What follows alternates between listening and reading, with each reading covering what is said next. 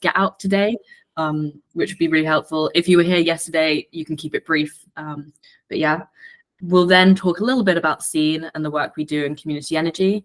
After that, we'll talk about the Net Zero Hub, as Sandy mentioned. And then there'll be a presentation from Sandy, which will be on the project development, the main theme of today. After that, we'll have a 15-minute break, which we aim to be at 10:30. And following the break, we'll have an hour to have a workshop. And this will be the kind of interactive bit where we'll be kind of applying some of the stuff that we've talked about in the earlier session. Following the workshop, we'll get another 15-minute break. And this is kind of a point for at the second break, you're welcome to leave if you've kind of learned enough and you don't have any more questions or answers. But if you have any specific questions, particularly about like your project in relation to project development or at all that we can help with, this kind of final question and answer session is designed for that. So stick around if you've got some specific questions then. Great. If we could just pop onto introductions then. So hi, I'm Eve, as I mentioned. I'm from SEEN Connect. We're community energy specialists. My role particularly is as an engineer. So I work on the kind of technical side of things. I look at different low carbon technologies, sizing them specifically for community projects, and kind of understanding and modeling the like baseline energy demand and energy efficiency of the housing stock or the building stock that we're working with. I'll first pass around to my colleagues and then we'll kind of go around the rest of the room. So Sandy.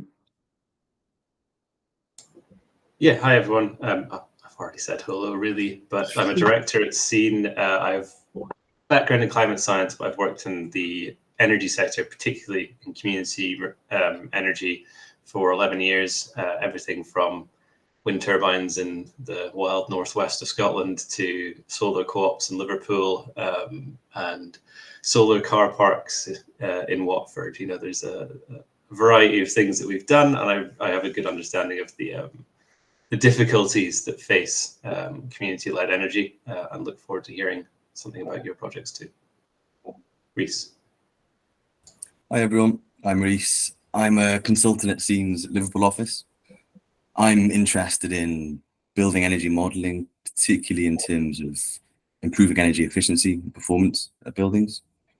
So a large part of my work involves undertaking assessments and audits to identify areas for energy performance improvement, really. My nomination? Yeah, let's do a nomination process. We've seen Ian before. I'll nominate you quickly. I remember you from yesterday. Thank you. Good morning. Yeah, Ian Dickinson. I was here yesterday.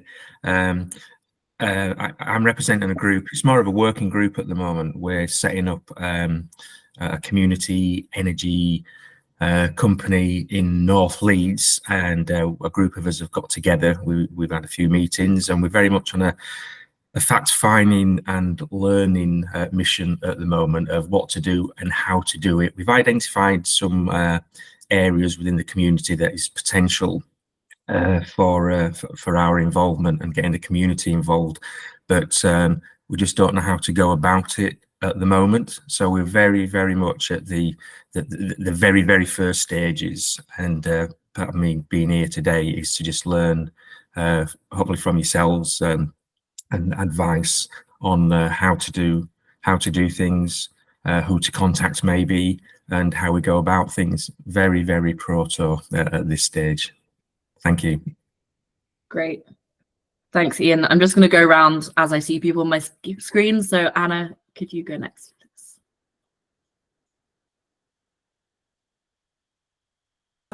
If I can find the unmute button. Sorry, that was very slick, wasn't it? Yes, I'm Anna Revel. I'm a climate action officer, currently working with Community Action Northumberland, CAN. It's all acronyms, isn't it? So I work for CAN. I just completed a redress project with them as a domestic energy advisor. And I'm now in my second week of a new project that we've started, which is climate action in the rural northeast. And we've got funding from the lottery. over years, to basically see what we can do to help people, help community groups to reduce their carbon. So it's still very new for me, sort of the community energy area.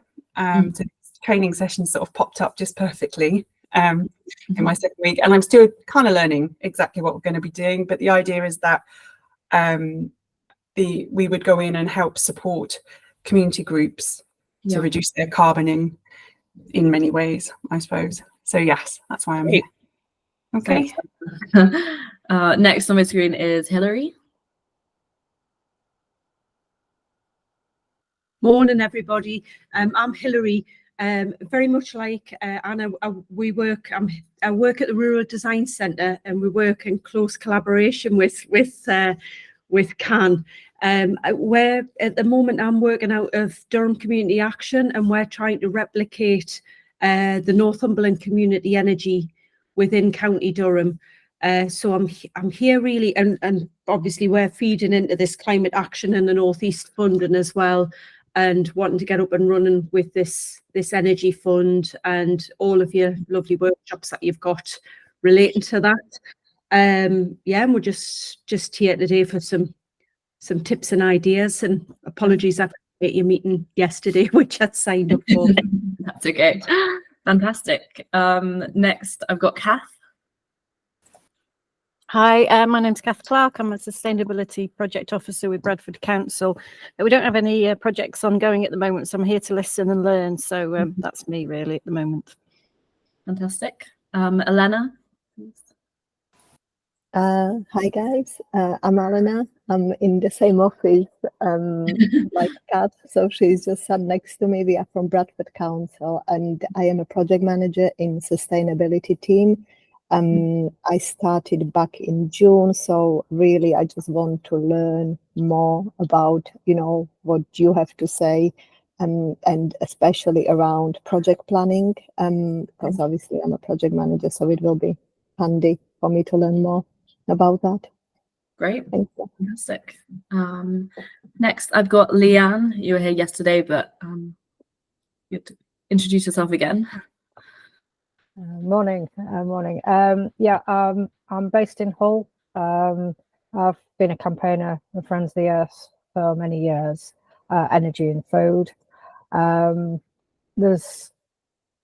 We need more projects in this area, and I think with my I was involved with Zero Carbon Yorkshire for quite some time as well, building a Yorkshire network of renewable and community energy projects. That was quite a while ago, so I'm kind of getting back into this, and I'm trying to help. I'm thinking there's a gap where I can help people get more involved with this. So I'm here to learn and meet other people and just sort of like get as much information as I can so that I can help more people to even just get onto the ladder. Amazing. Thanks. Thank you. And finally, I've just got Russell. Yeah, hi guys. My name's Russell Hoare. I'm the managing director of Third Energy. We're traditionally we were a gas producer. We've got gas wells in North Yorkshire, but I've converted all of those into geothermal wells. So we're looking at using deep geothermal for community schemes. We've got a couple of projects underway which are Shared Prosperity Fund funded, but they're quite early feasibility. And we've got a project now in North Yorkshire looking at tapping into the Community Energy Fund, which requires a bit more development of the project before you can apply. So that's the main reason why I'm on today. Although having listened to everyone else's introductions, I've now realised that another reason to be on today is there's a lot of good connections on here. Yeah, sounds like you're in the right place. So hopefully everyone finds this quite helpful, and there's plenty of opportunity for you to ask any questions about your projects or wider throughout the session. And actually, that's something to mention. If you do have any questions, please just you can put the raise hand symbol up at any point during today's presentation.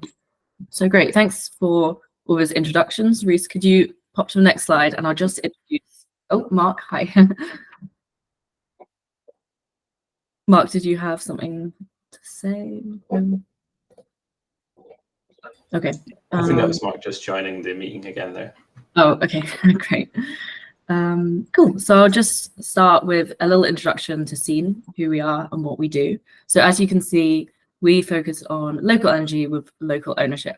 So we are community and local energy specialists.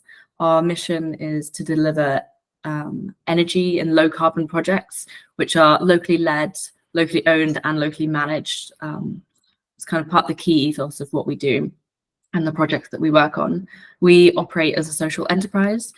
So we invest in community energy ourselves and also in sort of research and development in technology solutions to support local energy. So thinking about more advanced smart systems as well. Next slide, please. We have worked in community energy since 2011. We have offices currently in Edinburgh and Liverpool. We started up in Scotland and did a lot of projects across the Highlands and Islands, but now our projects very much cover the whole of the UK. We've helped develop projects in wind, in hydroelectric, in solar PV, in low carbon heat and retrofit projects. So across the whole board of sustainable energy and low carbon heating and energy efficiency in buildings as well. An example of a recent project is a 2.6 megawatt community owned solar array, which is just outside of Dundee, which I believe is currently, the solar panels are being put on the racks right now as we speak. So that'll be operational soon, hopefully, which has been, yeah, a really positive project. But as seen, we provide project management services from kind of early pre-feasibility stages right through to operation for community energy groups. And I think most of you are from community energy groups, but also we work with charities, the public sector, and landowners themselves. So yeah, we engage with lots of different people, but lots of people are necessary to be on board for these projects to happen. Yeah, next slide, please. Something that we've been focusing on recently and is increasingly a focus in the UK is retrofit. This is one of the highest impact but hardest to treat aspects of energy at the moment, especially when you're looking at domestic properties across the UK. We've got quite an old housing stock and energy efficiency standards haven't been kept up. So there's a lot of work to be done, and this is a key focus in policy at the moment. So as advisors, we at Scene conduct retrofit assessments of properties, and we do this for all of our UK community energy projects. And the idea behind this is, even if we're looking at an energy generation project, we want to reduce the amount of energy that's required in the first place to reduce the carbon impact and make them as cost effective as possible as projects. We also have developed as a company a software platform which enables quick and in-depth retrofit assessments using building energy data, so stuff like EPCs. This is currently in development and kind of being rolled out at the moment. So this is a really exciting project to help with the retrofit and kind of, energy efficiency measures. Next slide, please. So the community energy sector has moved away from large generation. This is largely due to reductions and removal of supportive subsidies, so stuff like the feed-in tariff. The focus at the moment is on localizing energy, so generating, storing, supplying energy at a local level, whether that's to individual buildings, for example, like a community centre or a school, or to the whole area. So it might be a whole village-wide heat network that you're looking at. And some of the benefits of localizing energy and energy systems are that the benefits are really positive. You can achieve real energy efficiency. There are financial and greenhouse gas emission kind of reductions at that scale, but there's also social benefits. So there are a lot of kind of community funds. For example, if you have a community-based solar array and you're able to make money from this by selling the electricity to the grid or to industry, that profit could be kind of reinvested into local funds. Even, I mean, they could be energy funds, but they could also just be general local benefit funds that serve the population that are hosting the energy. So this kind of systems approach ensures a more robust energy system as well. It increases energy security, and again, it maximizes local benefit through multiple technologies. So yeah, this is, again, something that we work with quite a lot, and we see as a really positive thing. Reese, good, great. So now moving on to the Northeastern Yorkshire Net Zero Hub. Sandy's just going to do a quick introduction of what they do and how they can help. Yeah, thanks, Eve. So yeah, big caveat here that I'm not from the Northeastern Yorkshire Net Zero Hub. They have an away day today, so we've not got anyone in the room. We did have Sue, who I'll share some information of details around who is at the Net Zero Hub and who you can talk to. But we had someone here yesterday, and we will tomorrow. So I'll try and reiterate as much of what she contributed yesterday. In terms of community energy in the Northeastern Yorkshire, I'll take you through a tiny bit about the hub, what they do, what the purpose is, and how they support communities, and then do a little bit on, or in fact, I'll pass back to Eve to do a little bit on, the extent of community energy in the Northeast. What does it look like? What type of projects are there? That kind of thing. So Reese, if you could just jump to the next slide, please. So what is the Northeastern Yorkshire Net Zero Hub? This is a UK government-led programme of what used to be called local energy hubs, but became net zero hubs. They cover the local enterprise area, or local enterprise partnership areas across the UK. So there's the Northeastern Yorkshire, we've got a Northwest hub, there's the Greater Southeast hub, and Southwest hub, and then the Midlands hub. So we're really concerned with the Northeast hub here. The funding comes to the UK government via DESNE's Department of Energy Security and Net Zero, and their purpose is to basically push forward to catalyse net zero action. That's through attracting investment. It's through increasing the number and scale of net zero projects. It's through direct funding to community energy projects, to commercial energy projects, to larger infrastructural projects. So they have quite a wide brief. I will focus particularly on the community side, where they're really kind of digging into the Northeast to knowledge transfer. So trying to tool up, to skill up people in the Northeast to undertake local and community-led projects. Raising awareness of what the opportunities are around local and community-led projects, and also funding through the Community Energy Fund, which I'll go on to in a second. Reese, next. So, as I mentioned, the capacity building is a really big part of what the Community Energy Fund is doing right now. So they've delivered carbon literacy training to groups across the Northeast and local authorities as well, in fact. They have a whole lot of resources online. So on the website, you can find case studies, community case studies, that kind of thing. They're worth looking at. As a little aside, I will refer to throughout this meeting Community Energy England. Unrelated to the hub, but it's a great place to find resources on community and local energy project development, from how you come up with an idea to how you set up your governance models, how you conduct feasibility studies, that sort of thing. We'll post some links in the chat, but that's something I will come back to. Back onto the hub, they're also funding specific pieces of work. So that's things like energy audits for community buildings, which have been undertaken in the last 6 months. And this workshop series is part of what they're doing. And alongside this workshop series, there'll be a series of community energy surgeries. What that is one-to-one hour-long sessions with an energy expert. That's not with SEEN, and I don't have dates for when that's going to happen, but keep your eyes out, and you can sign up to the Net Zero Hub newsletter if you want to find out more about that. The expectation is that will happen before the end of the year, but I'm not in a position to confirm that. So next slide, Reese. I mentioned the Community Energy Fund. That's a fund for community energy organisations.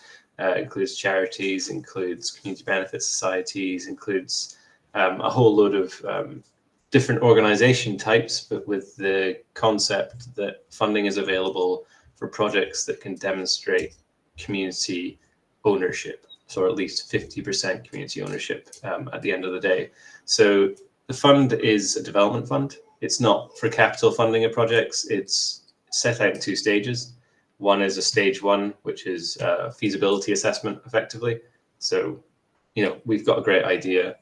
We want to test it. Does it work from a technical, economic perspective? You know, can we get funding for this sort of thing? And then a stage 2, which is up to 100,000, which is a much more detailed part, kind of segment of project development. And it might include things like, you know, testing thermal resources for a heat network or conducting structural surveys for solar panels. So kind of the pieces needed to take you up to the point of financial close. So ready for kind of project implementation. Bit of a caveat there that the next round, round 3, is open until 13th of October, which is very soon. If you are not already looking at an application to it, that's something that needs to be done very quickly. Not to be too self-promoting, but seeing work with communities across the UK on these CEF applications. We're working on around 10 projects at the moment under the CEF, and we've supported probably half of them to actually put together applications for a viable project. There's a bit of a jump between we've got a good idea and, you know, putting in an application. We help as much as we can. We see it as co-creation, not kind of defining anything ourselves. And also, we also understand that community organizations have limited resources. So these applications aren't small and they take time, and people have jobs and families and things to do. So if we can take any load off there, we try to. So if you want to discuss with Scene, please drop me an email. But your first port of call should be the Net Zero Hub to talk about your proposal and your organization to make sure that you're meeting their criteria. So fairly important note there around round 3 and the fact that the applications are due in a month's time. The expectation is that there isn't going to be funding beyond that under the Community Energy Fund, which isn't ideal. And it kind of writes off a stage 2 for most of the stage 1s. On a kind of vague but hopefully positive note, the recent change in government has a suggestion that local power, which would include community energy, will be supported. We don't know the nature of that support, the scale of that support, or anything, in fact, anything concrete around what might happen. But based on history of more supportive policy for community energy under Labour governments, we would hope to see something positive, and we'd hope to see funding in this sort of vein. So even if you were to go for a community energy fund application now and say not get it, or get it and not have stage 2 funding, we would hope and we remain optimistic that it would be something into 2025 to take projects forward with. So a bit of crystal ball gazing there. Reese, next. So very briefly, this is the team at the Community Energy Hub. So Abby heads up the team in the Community Energy Lead role. Sue was with us yesterday, who's the Community Energy Development Officer, and then Emma is the Project Officer for Community Energy. They're the 3 people you'd be very interested in talking to if you haven't already. And there's an email address up there for any inquiries. If you want to talk to someone to support you regionally, so looking at your specific area, we have a few contacts up there that you can take note of for your area, as well as a request for anyone interested or know anyone who's interested in a project management role in Tees Valley. That's an open spot at the Net Zero Hub currently. So feel free to engage on that if it's relevant. So I think that covers everything from the Northeast Hub. Is there any questions on the Northeast Hub anyone has, or any clarifications at the moment? Kath, go ahead. Oh, sorry. You're on mute. Sorry. Where does all the funding that's available through this Community Energy Fund is for feasibility? So where does the funding actually come from for the capital and the installation? So yeah, hard answer. It depends on the project type. So in heat, you might be looking at things like the boiler upgrade scheme for air source heat pumps, or the Green Heat Network Fund for a heat network. For things like solar panels, the grant funding is harder to come by. There are pieces of funding in every area, but a lot of the time you're looking at community share raises, loans, potentially public funding. There's a whole lot of options. In fact, we'll be looking at financing in tomorrow's workshop, but there's no kind of here's the capital fund for any specific project type. Yeah. Russell.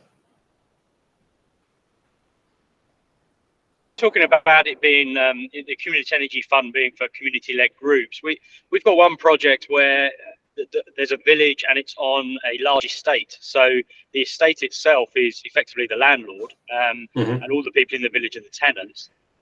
Would they qualify for the community energy fund? They've set up a foundation which is basically supposed to, it's a non-profit, so it reinvests into the community. But I'm just a bit concerned that them being the landlord mean that actually they wouldn't qualify for this. Sure, Russell, I can't give a definitive answer because I'm not from the Net Zero Hub. What I can say is you should talk to the Net Zero Hub about it and set out the position. I would expect, depending on how the organisation is set up, so what form the foundation takes, that it should be okay. We are working with an estate in the southeast, so similar sort of situation, but that was a community asset transfer. So there is a community organisation that is now the owner. I think you'll just need to clear that with the Net Zero Hub and see what they say. Okay, thanks. Mark.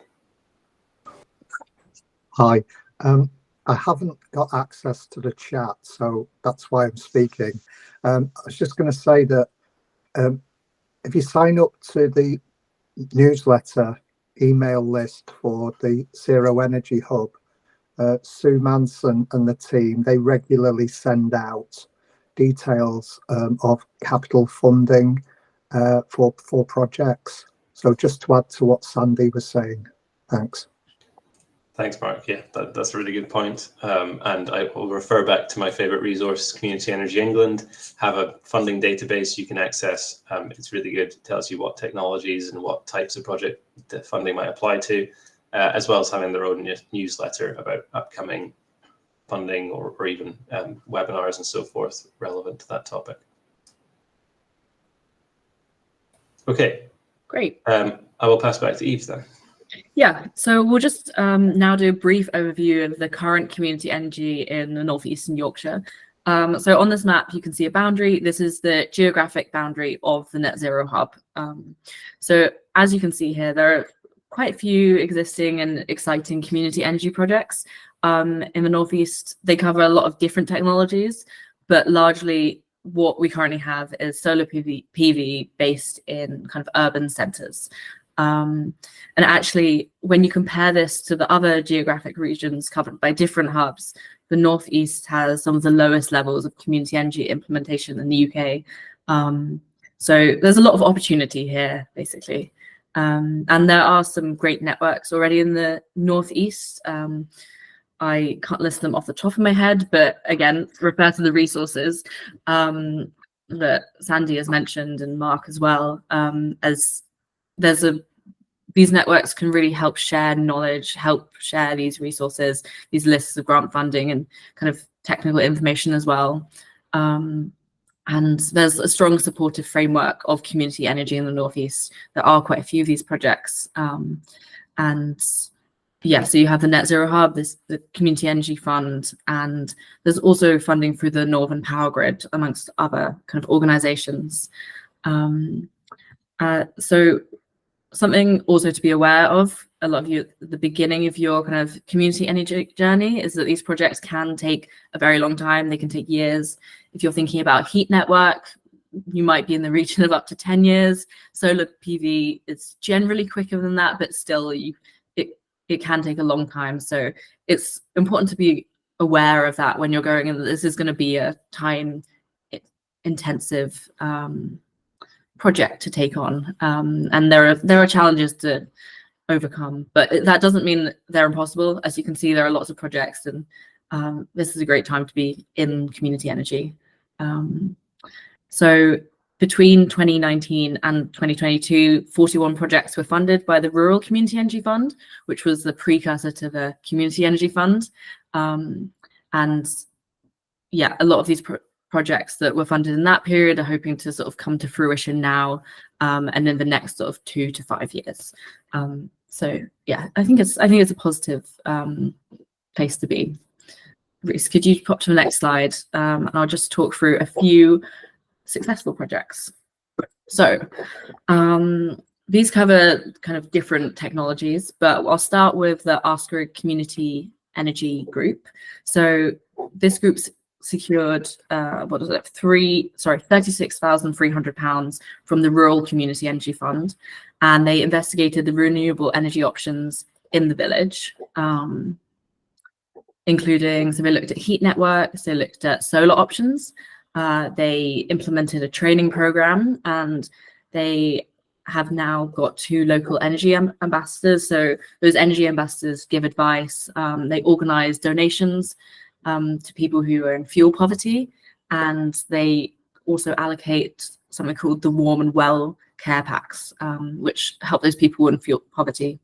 The group is also active in educational projects, focusing on like low carbon lighting and also solar powered vehicles. Another project there is the Circular Moulton and Norton group. So this project is actually focused on developing an anaerobic digester in the 2 towns of Moulton and Norton. This would help, so this works by breaking down biodegradable material. They've successfully secured stage 1 funding, so £40,000 through the Rural Community Energy Fund again. And yeah, they carried out a feasibility study and identified 2 really positive options out of this. The first one was focused on transforming biogas to biomethane for grid injection, or as use as transport fuel. And the second option they saw was very positive, was combining a heat and power engine to generate electricity, again for the national grid, but also to supply heat to the local community. Another project there is the Berwick Community Trust, and they have installed PV panels to 6 local schools and a sports centre. They've developed a 500 kilowatt wind turbine project and commissioned the turbine back in 2014. And this turbine generates an income for a legacy fund, which again funds community renewable energy and sort of energy reduction, energy efficiency projects in the north of Northumberland, kind of around the Berwick area. Looking at another technology there, you've got the Derwent Valley Car Club. So this was formed in June 2013. It runs with co-wheels, which was set up with a national lottery grant. And this allowed the car club to purchase a Nissan Leaf electric car, and a few I think 3 electric bikes and a set of solar PV cells. So the solar panels were installed, as you can see in that picture, on the roof of the village hall, and they supply enough power to charge the cars. Sorry, the car looks like they've now got multiple cars, and the electric bikes, to make that power effectively free once you've done the installation. So that's kind of looking at decarbonising transport and also encouraging active travel, which is another really important area that community energy groups can have an impact in. Finally, just looking at the bottom there, the Bishop Auckland Church's Sustainable Energy Scheme. This is a community project bringing together 5 churches in the Bishop Auckland area to investigate how they can develop a more sustainable model for the management of the town's churches. So it includes how to incorporate renewable energy generation, so stuff like solar, low carbon heat. I'm not sure what that is, but it could be heat pumps, but also EV charging points. So again, that sustainable travel option. They are currently applying for community energy funding to employ a consultant to run these feasibility studies, and then help implement this across the 5 churches. So these are 5 quite different projects, but just sort of show that there's a lot of potential out there. And if you've got an idea within the low carbon heating, electricity generation or transport, you can definitely make it happen. Next slide, please. Cool. So now we've sort of gone through the introductions and we've gone through a few examples. I'm going to pass on to Sandy to do sort of the presentation part of this workshop before we have a break, which will probably be slightly later than 10:30, but sorry, run slightly over there, Sandy, but we'll do our best to catch Sure, thanks, Eve. So yeah, around 10 minutes behind, but I'll try and keep things on track. I'm going to talk to you and take you on a little journey through the net zero project development process. Whilst I'll try my best to relate this to every type of project I can, the journey in the development process is largely consistent. There are kind of phases of work that you'd undertake. There are differences in projects, no doubt. It's a simpler process to put a few solar panels on the roof of a community centre than it is to design a village-wide heat network.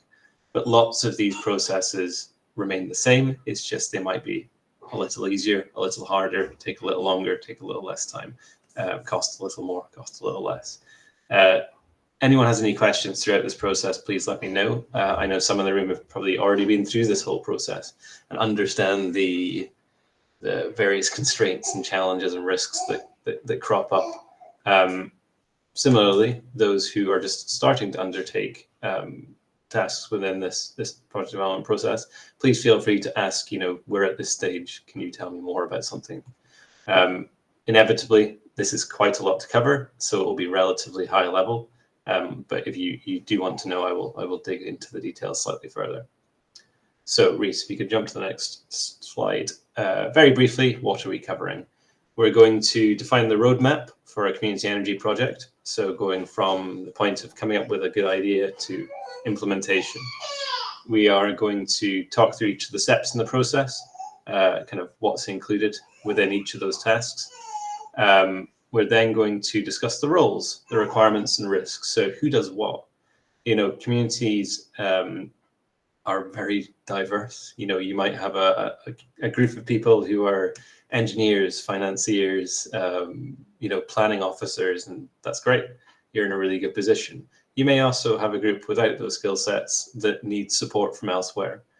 Inevitably, no matter what your skill level and your capacity is, community energy groups, especially at the start of the journey, tend to be volunteer-led. And in fact, even later on in the, on a second project or third project, volunteer time is pretty essential.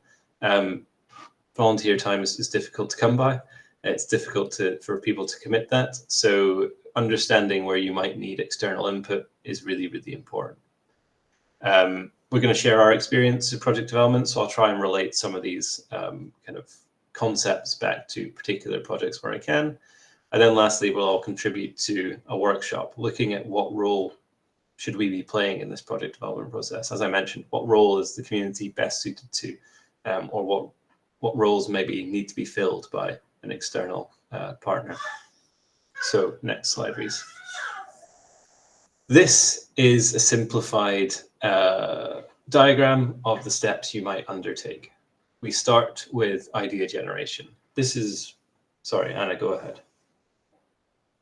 Are you sharing these slides afterwards? Yes, I will. Brilliant. Thank you. Just to say, we are sharing the slides for all workshops, so we'll share all the slides to all the workshops. Sorry, that's my daughter in the background. We'll share all the slides to all the workshops as a kind of package after the workshop next Tuesday, just so you don't get worried that it's not appeared in your inbox.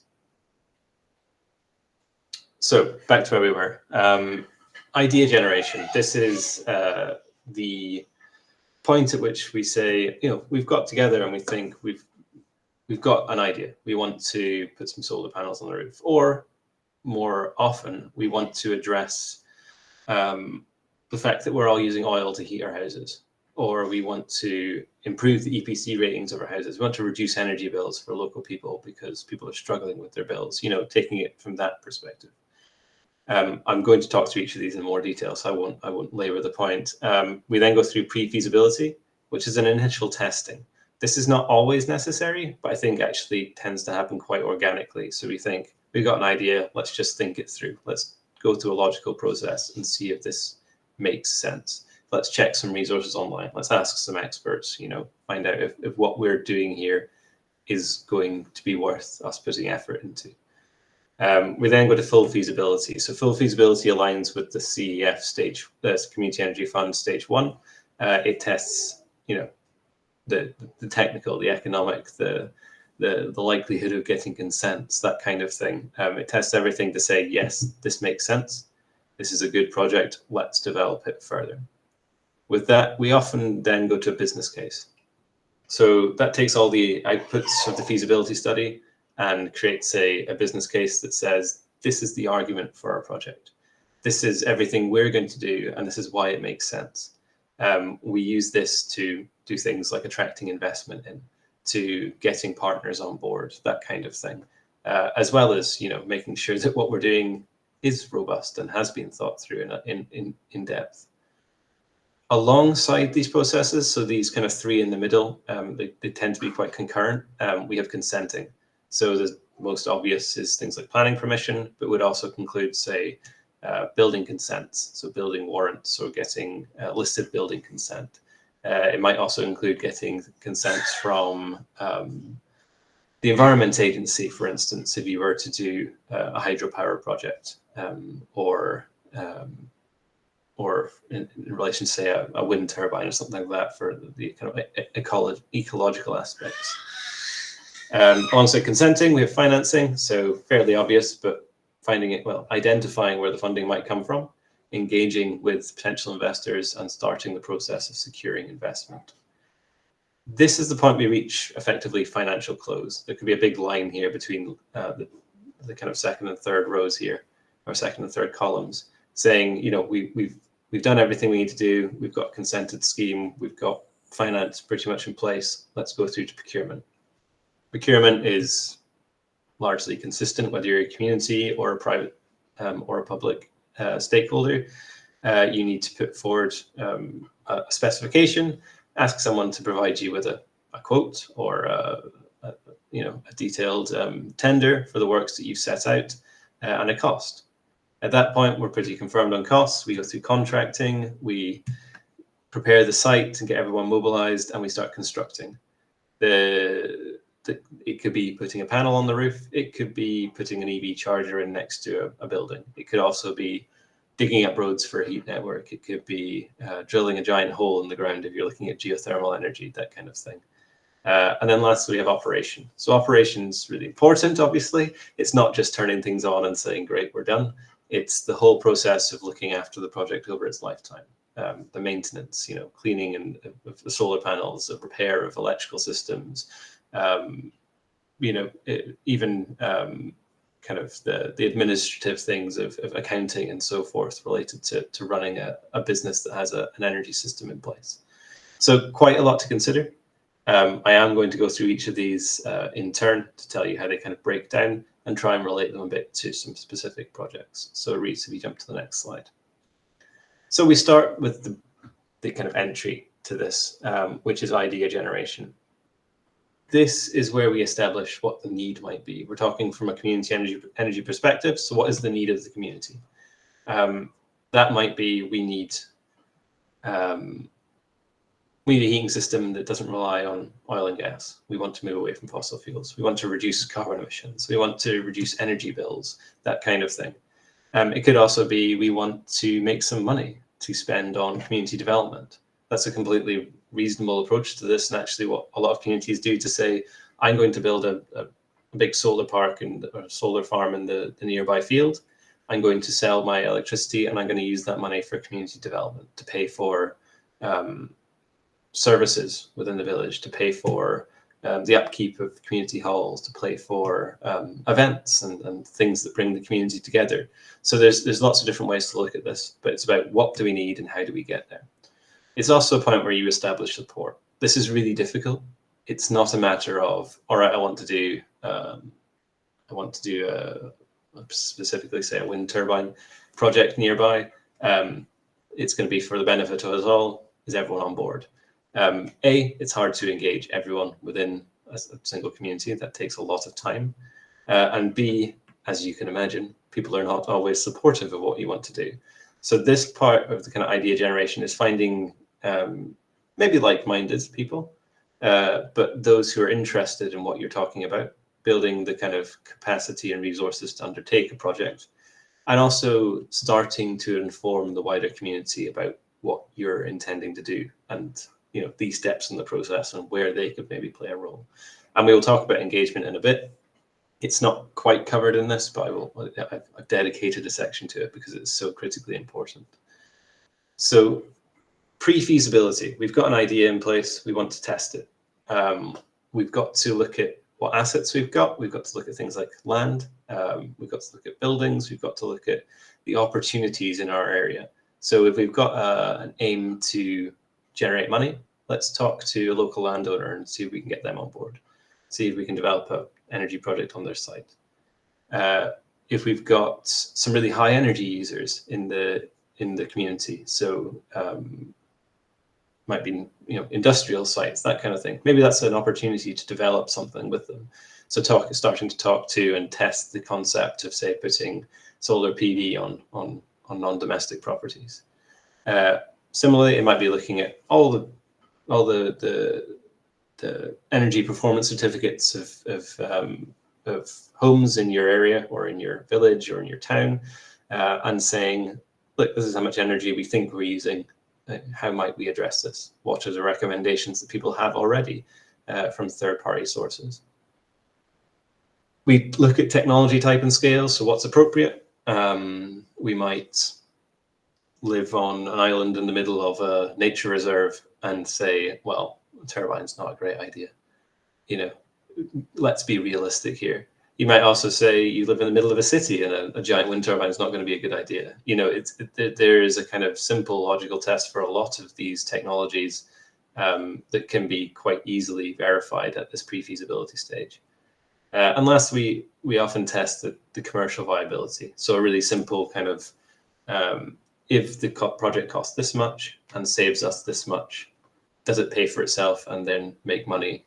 Or does it pay for itself and provide the impacts that we want it to? This pre-feasibility stage is often done by community groups at a kind of internal, in an internal way, using the capacity of the group and the expertise of the group to do some kind of calculations to assess the opportunity to just think it through. I would say from a consultant's perspective, a pre-feasibility, depending on the nature of the project, could be anywhere from £1,000 to look at a simple project to £10,000 to look at something quite complicated. From there, we would say, okay, we think we've got something, let's really test this. One point I'd make here is often it's hard to know what you want to do. You might say we are interested in retrofit of buildings. We're interested in solar PV. We're interested in heat decarbonisation. We're actually interested in electric vehicles for community use or electric buses. It could be any number of things that all fit together and you're not quite sure how they fit together. At that point, we wouldn't just do a targeted feasibility to say this works or not. We'd do an options appraisal to say which is best. So we'd look at different scenarios, different technologies all built together, even different sites, and say which one of these makes most technical and financial sense, and then take that kind of perspective, which is largely what we do as consultants, to be honest, is we look at different options and scenarios and we match them up against each other to see what makes the most sense, what has the greatest benefit to a local area or population, what is most likely to get financed. Because at the end of the day, we want to have a successful project.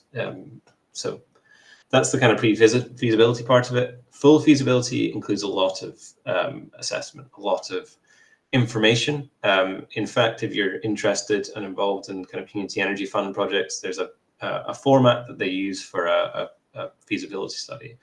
But very generally and very quickly, we would make sure we've identified our sites. We would make sure we've identified the impacts we want to achieve. We would then assess things like constraints. So I've mentioned a few already. It might be a bird reserve. It might be a protected area. It might be a conservation area. It might be an unsupportive planning authority. Lots of different things can constrain development, but we look through all those constraints and we'd assess the likelihood of getting a consent. So planning permission, building warrants, that kind of thing. We do initial technical design. So we'd specify how many solar panels, what's the generation capacity, what level of output could we get over a typical year. We do things like establishing the financial viability, which is taking all of those technical inputs and saying, this is how the project would look over 25 years, 40 years, that kind of thing, over a project lifetime, to make sure what we're putting forward is viable over the long term, and that we really understand the potential costs and the potential benefits of any project. And there are a few other things in here, whether it's assessing the kind of policy environment to make sure what we're doing is supported by national and local policy. There's looking at governance models, which is something we'll be talking about in workshop 4. So, it might be saying what's the best governance model for a solar array, for a heat network, for a geothermal energy system. What role should we take? What partnerships do we need? And what do we need to do to set up that governance model? So community benefit societies, charities, that kind of thing, to achieve our aims, and also to allow us to have the impact we want, whether that's making grants to local stakeholders, or whether that's running a commercial operation effectively, such as heat supply. So that covers the first part of this, and this is largely kind of relatively low input. It might sound like quite a lot, but when I'm talking pre-feasibility is 1 to 10,000, full feasibility might be 10 to 50,000, depending on the nature of the project. And 50,000 is a big feasibility study. 10,000 is your kind of typical energy project feasibility study. There's huge variation. I can't give you exact costs, but I want to give you a flavor of the kind of the scale of cost. Any questions or any thoughts anyone wants to add to this part of the process? Okay. So if we jump forward again, so we've done that first part of the process. We've got a project that is, we think, feasible, and we want to take that forward to really detailed analysis. So this is where stage 2 CEF funding might be applicable, but is often not entirely required. So Reese, next slide. So we develop a business case, really simple. A business case is your evidence and argument for what you want to do. It supports how businesses operate, but it would, in this instance, support how you want to develop and operate your energy scheme or low carbon project.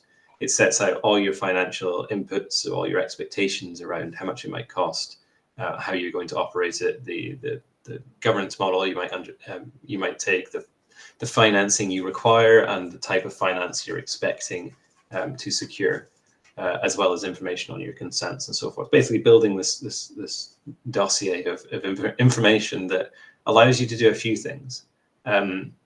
One is make sure that those in your organization are fully aware of what's happening, are on board with it. 2 is to share evidence with your local community as a critical stakeholder in the project. And 3 is probably what business cases are most used for, is securing investment. So I'm going to jump to the bottom here. We've got financing. So again, we're talking about financing in tomorrow's workshop, but you might use your business case to do things like securing grant funding to get you to the point of financial close, or for capital works.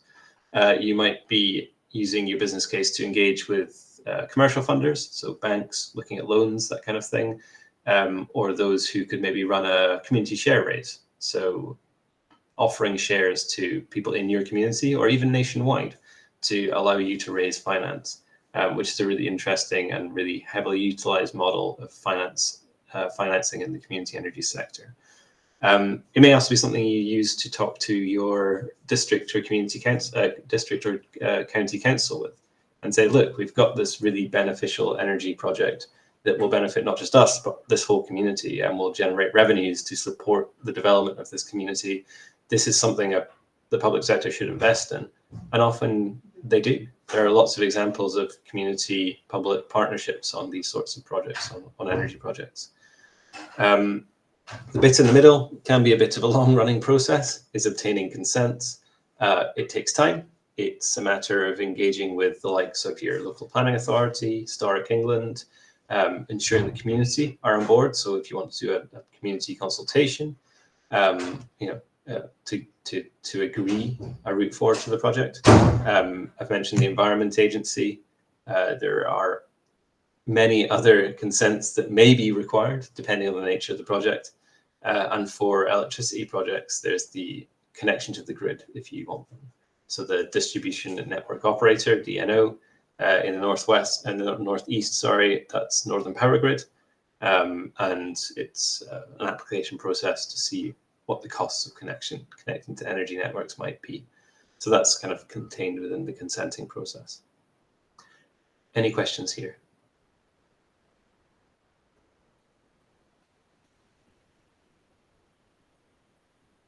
All right, allow me to crack on then. Reese, next. So we've reached the point of developing our business case and engaging with some funders, getting some supportive funders, and we've got financing in place for our energy project. We've just secured planning permission, and for a few buildings, we've maybe secured listed building consent. We are ready to go. What happens next? So at this point would be typically called financial close, and we'd move towards procurement. This will be the focus of our workshop 4 on next Tuesday. Reese, if you could just jump to the next slide. Procurement is about identifying suppliers who, Ian, sorry, you have a question. Yeah, could I just put, could I just ask, do you need to get the planning permission sort of pretty early on? I mean, you could do all this feasibility and you could have a great idea, and then for whatever reason that the planning permission doesn't go ahead. So there could have been a lot of money spent on feasibilities. It just seems like a bit of a chicken and an egg, really, and could be an expensive thing to not go ahead if you don't get planning. So when do you start engaging in planning and planning permission? Sure. This is one of those times where I can break down the process even more. You engage as early as possible with the planning authority. The planning authority, they will typically charge you to engage with them because it takes them time, and they're effectively a service. So, you have to think that through. But what you'd normally do is go to them with a site and a general scope of development. So that might be a field, and the idea you might put solar on it. That's enough to do pre-application engagement. That can cost money, so it would be included in a feasibility study. Sometimes they waive the fee for community-led projects, just as an aside. What that tells you is what their general view on that site for that type of development might be. So they'll tell you, okay, you've got public rights of way in your site, you've got an ecologically important area next to your site. These are our concerns. How are you going to deal with them? We think you will require an ecology survey, a X and Y. So they'll tell you what you'll need for planning permission. At that stage, they can tell you that this is not a good site for your development. I would always recommend trying to talk to planning officers to get their kind of general sense of it, but that can be quite hard. Planning officers are overloaded and hard to engage with sometimes. So pre-app engagement, really critical in feasibility assessment.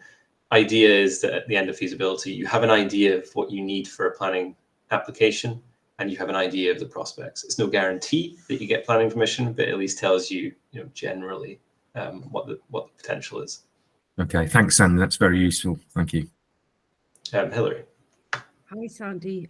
We're putting in for the community energy bid, and I'm just interested about your full feasibility and business case, and what would be, I think what I'm trying to ask is what would be expected at that stage for the 40k fund, and would a full business case be expected? No. So there's quite clear guidance on what the feasibility report would look like from a stage 1 bid. I suggest that's adhered to, because it's pretty straightforward and it's a full feasibility study. It includes part of what will go into a business case. So a business case would typically be the next phase of development, or could be built off the back of a feasibility study. I would say that business case is not always needed. It depends on the nature and scale of the development. It depends on the complexity from a commercial and governance perspective. It depends on who you need to get on board to make it happen. It's often that you can have a feasibility for a smaller scale project that just goes forwards and gets funded and can be built out without the need for a true detailed business case. Great, thank you. Thanks very much. Okay, so let me just carry on through here. We've got procurement. This is honestly quite consistent between how, say, the private sector does it to how communities have to do it. You scope out what you want to do and what the requirements are. That might be the scale of your solar panels, the layouts of your solar farm. It might be the buildings you want to install things on. And it sets out that specification. It identifies potential suppliers that we want to talk to. It contacts them. It says, please, provide us with a quote or a tender. You've got a month, you've got 6 weeks. They come back and you manage that process. It's nothing particularly unusual. It's just a slightly more robust and more detailed process of, say, getting someone to, fit new carpets in your house or something. It's collecting the costs and comparing the different costs and the different qualities of service.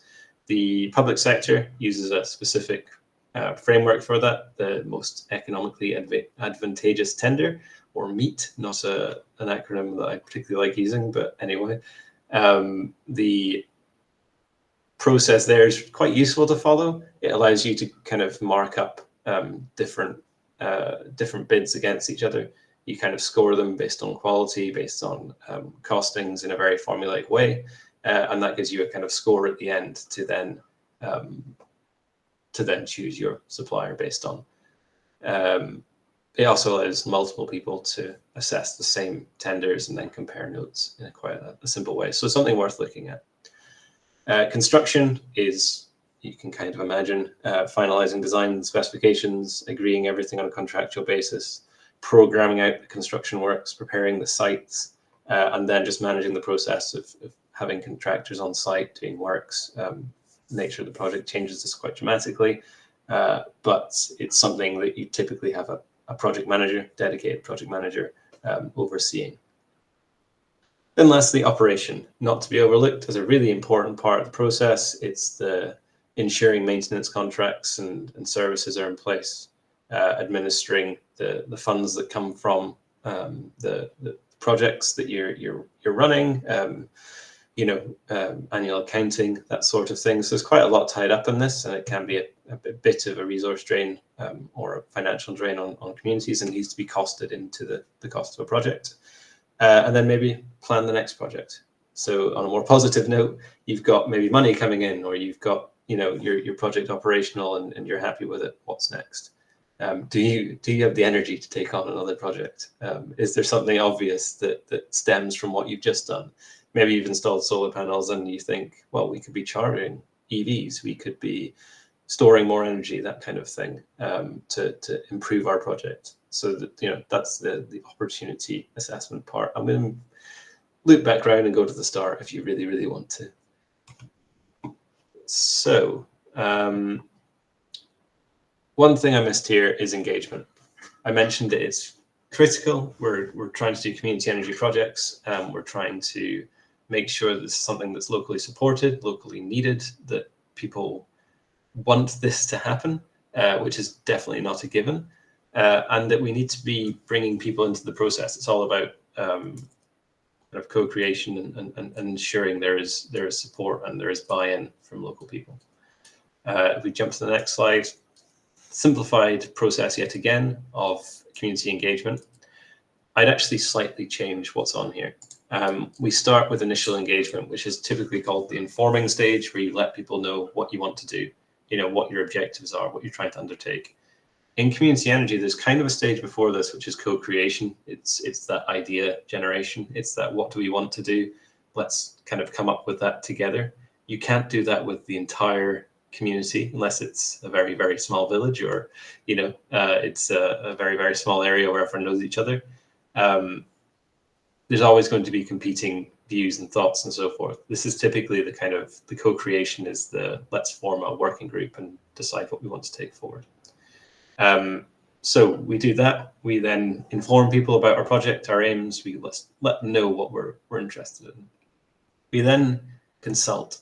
So what will be the benefits of this project? How will this impact on one particular person in your area?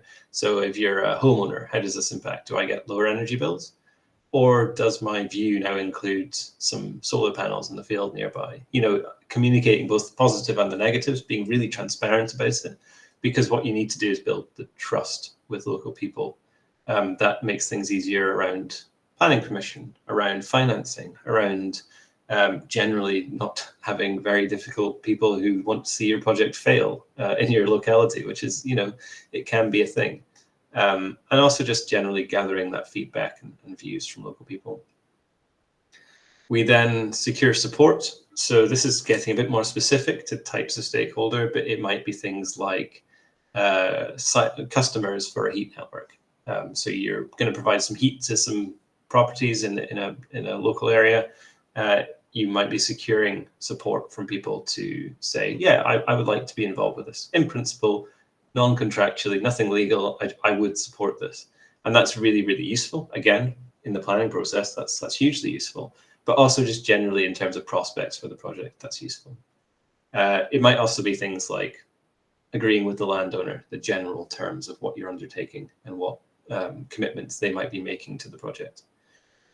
Once we have that in place, we'd usually have a feasibility study in place. We'd be, you know, putting together maybe a business plan. We're pretty confident this is going forward. We'd start getting contracts signed. So legal contracts with landowners, so lease agreements, that kind of thing. It might be heat supply agreements with domestic properties, non-domestic properties. It might be agreements to buy electricity off your scheme, so a power purchase agreement where you're selling energy to a particular building. Or it might be the shareholders. So if you have a community share raise, starting to get that process of getting finance in place and agreeing those share contracts. And then finally, there's again, this is like the operational stage. It's the really important one, is delivering benefits. So delivering on what you said you'd do, whether that's giving out grant funding from the revenues you're generating, or it's funding particular services that you said you would, or whether it's delivering the energy bill savings that you set out in your contractual negotiations. This is a very involved process. This takes a lot of resource, and it should be something you really think about in terms of the cost and time involved. It's something where a community energy organization is particularly suited, but may not have, the people within that group may not have the time and energy to take something on like this. So it should be something that is thought about in terms of, say, a community energy fund bid. You know, how much time and money are you going to put to the engagement process? Next slide. Sorry, I'm also running over. I promise you I've only got a few slides left. I will just double check. I think I've got 4 slides left, and I will be nice and quick about them. So this is just an example of different types of stakeholder. It's not comprehensive, but it's the kind of key stakeholders. We've mentioned lots of them.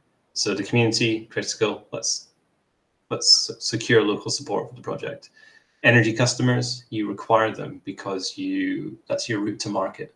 That's how your project works financially, is by selling energy to a particular customer. So a heat network customer, or someone you're supplying with solar energy.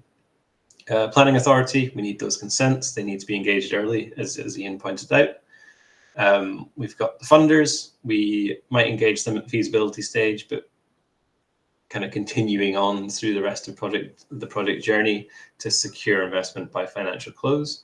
It could also be grant funding. So the example of the Northeastern Yorkshire Net Zero Hub there. Financing, funding and financing, I've kind of differentiated. Funding is the kind of maybe grant funding or development funding. Financing would be, say, borrowing money from a bank or through a community share raise. So we want to secure that money for the project. We need our grid connection from the DNO. So Northern Power Grid, we may need to engage with them if it's an electricity project. The landowner I've mentioned, it might be a local farmer that we said, let's build a wind turbine on your land. We need to agree the terms of that lease and so forth. And then the regulators, so making sure we're complying with all the rules around environmental legislation and so forth. So that's a list of stakeholders. Just jump to the next slide. You can kind of set these out on a chart. The level of interest and level of influence they have in the project and what you should therefore be doing. So a couple of examples to keep it quick. Funders are of course interested, they're giving you money. And their influence is huge because they're defining whether your project can progress or not. They're giving you funding to do so. So engagement is really important. They need to be very engaged in the process. Similarly, asset owners. So if you're working with a landowner, they are going to be pretty interested in the project, obviously. It impacts on their land, and their influence is high. If you lose access to that land, you have to review entirely your entire project, maybe move it somewhere else. So they need to be engaged.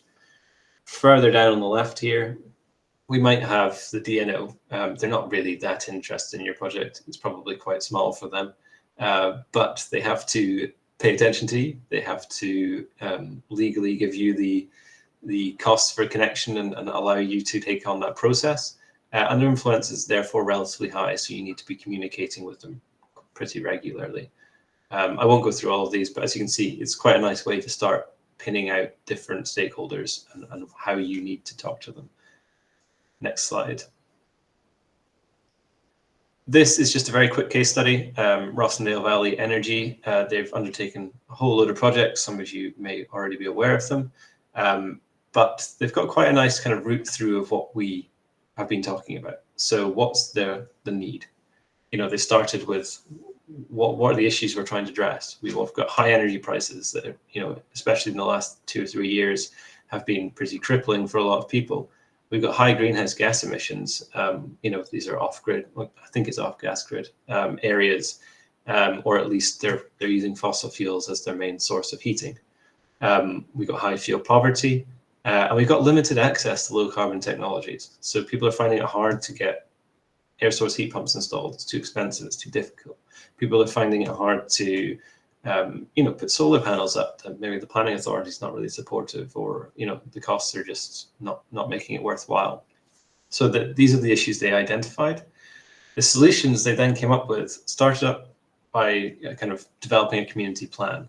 So it's not something I've really talked through, but you get kind of community plans, neighborhood plans, that sort of thing, where you are identifying a lot of these needs and setting out the options you have to address those needs, and the kind of frameworks or supportive frameworks that you might put in place to deliver these solutions. Alongside that, they started providing energy advice. It's a low cost, kind of no regrets, effectively, approach to providing a benefit to helping people understand how they use energy and what their options are to lower energy use, to lower bills. They started looking at a community heat service, so providing heat as a kind of energy project, but also looking at aggregating heat supplies, so trying to get lower costs through kind of bulk buying of oil and so forth. Looked at procuring as a community energy organization, so trying to develop community energy projects. Out of this came a few projects funded in different ways. The Energy Advice and Fairer Warmth project, which they, it's a kind of an engagement project effectively, but it's providing some advice and also some resources to those in the community to kind of simply and quickly address energy needs. They looked at a heat pump project, so a more simple kind of here's a site. Let's look at a low carbon heat pump for the site and develop that. I'm not entirely sure what funding stream that came from, but it's a kind of let's look at one particular energy user and address that need. And then they looked at net zero terrace streets, which is probably the highest profile project they have, but it's about heat network in terraced streets. It's about using the local resources to provide low carbon heat to a significant number of local users. And that's something that I think was originally funded through the Rural Community Energy Fund, which you've mentioned, the precursor to the Community Energy Fund, and is progressing with to go a little technical, I think it's an ambient loop heat network proposal. So trying to use low temperatures from underground to supply heat pumps within the individual properties on the terrace street. So yeah, it shows you where you can come from with an idea, a bit of a plan, and then lots of projects spawning from it. This whole process that we've talked through has been followed to go through each of these projects mentioned, and I think it's a good example of how things work. And lastly, apologies for being 20 minutes over now. I just wanted to show you a graph. I'm sorry, it's a very low resolution graph because I've stolen it from somewhere else. But I think it's quite important in terms of risk. Early in the project, risk is high. You know, we're testing all the things around feasibility. We're trying to secure planning consents and landowner leases, things that if they don't work, might just put a complete stop to the project. But costs are quite low. You know, if we're talking about £1,000, £5,000, £10,000, I know it doesn't sound like tiny amounts of money, but from an energy project development perspective, it's not huge. So that's why these grant funds are providing, say, up to 40,000 to kick through this point where project risk is really high. Once we have a feasible project that we've kind of detailed out in a business plan and we've talked to funders and we're starting to get to the point of consents and so forth, the project risk drops off dramatically. Once we've got the finance agreements in place and we've started procurement and we've got all the necessary requirements in place to get building, risks drop off nearly, well, not completely, but very extremely. And this is great because this is where, you know, we've spent quite a lot of money, so we don't want a lot of risk.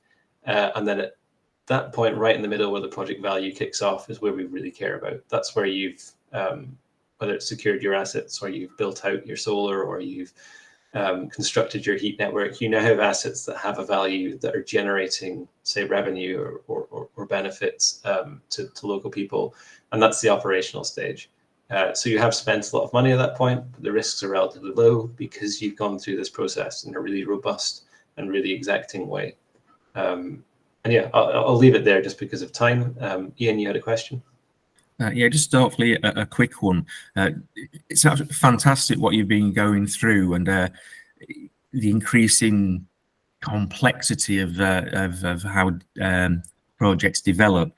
With your experience speaking to groups, how quickly do you, I know it's a very general question and it might be difficult to answer, how quickly does a well-intentioned volunteer group have to become a full-time, part-time paid organization? Because you're going to need expertise, you're going to need people that are working at least part-time or full-time on some of these projects rather than a volunteer basis.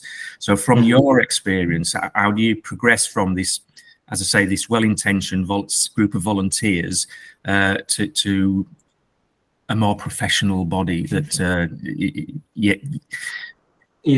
going into a paid role rather than a part-time, because a lot of part-time people are doing it in between jobs as well. Yeah, it's such a difficult answer. I'd say a lot of community groups, and probably the majority of community groups with a successful project, still don't have a paid member of staff. You know, at least in the first project development journey.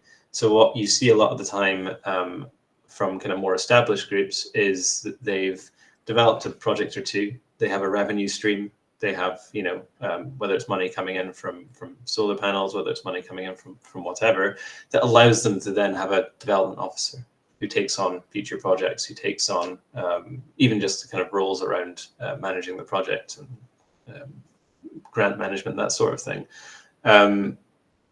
Ideally, there's funding for a first project to pay for some of the time of the volunteers. And within the Community Energy Fund, there is the ability to say, you know, this is what it's going to cost our community group. We want to charge £5,000 for our time to do the engagement work, to do X and Y. It depends what you're capable of. but yeah, I'd say largely in a first project, there's quite a lot of consultants' time spent on it, whether it's technical, financial, legals, that kind of thing. There are a lot of costs incurred for external parties, such as Scene.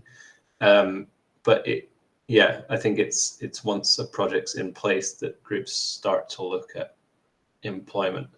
Not always the case. There's lots of models of doing it, and they can, in some circumstances, get core funding for particular activities from a grant fund. But yeah, I'm not sure on that one. Okay, thanks, Sandy. That's really useful. Thank you. Okay, so just jumping back to the agenda, it's now not 10:30. I thought we'd be on better track than we were yesterday. Mark's kind of smiling wryly. But yeah, we're about 20 minutes behind. We proposed a 50-minute break now, so we drop off and come back at 1:15. If everyone's happy with that. I know that's 17 minutes, but it's just a little cleaner to do 1:15. And yeah, get yourself a coffee, have a break. We'll come back and we'll do the workshop. Thanks, everyone. Thank you. Thank you.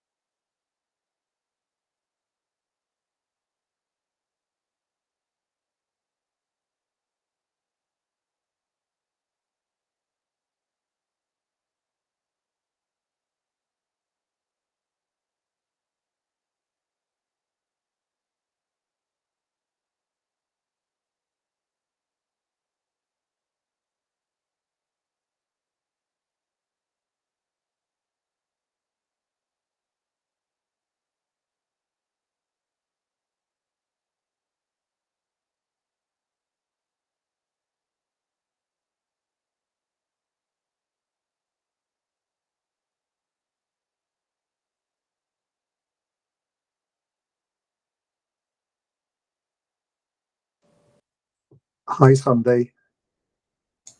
Hi, Mark. Hi. I appreciate about the time side of things, but from my perspective, what you're sharing and what you're sharing with us and the way you're going through it is extremely helpful, and it's building on yesterday's sort of workshop. So just wanted to share that feedback with you. Cheers. Thanks. That's really useful. I love positive feedback. Okay, cheers. Okay, we just got to 1:15, so we'll get started again, do a bit of discussion. We lost a couple in that break there, unfortunately, so we're a relatively small room. Thanks, Hilary. So what I want to do is basically talk through the steps that we were going through earlier. So each of the steps in the process and put some thoughts together about what role the community can play. So Reese, if you just jump onto the next slide. I like to try and keep these things simple, and there's lots of space for discussion here. If you want to bring in your own experience or your own questions, that's completely fine.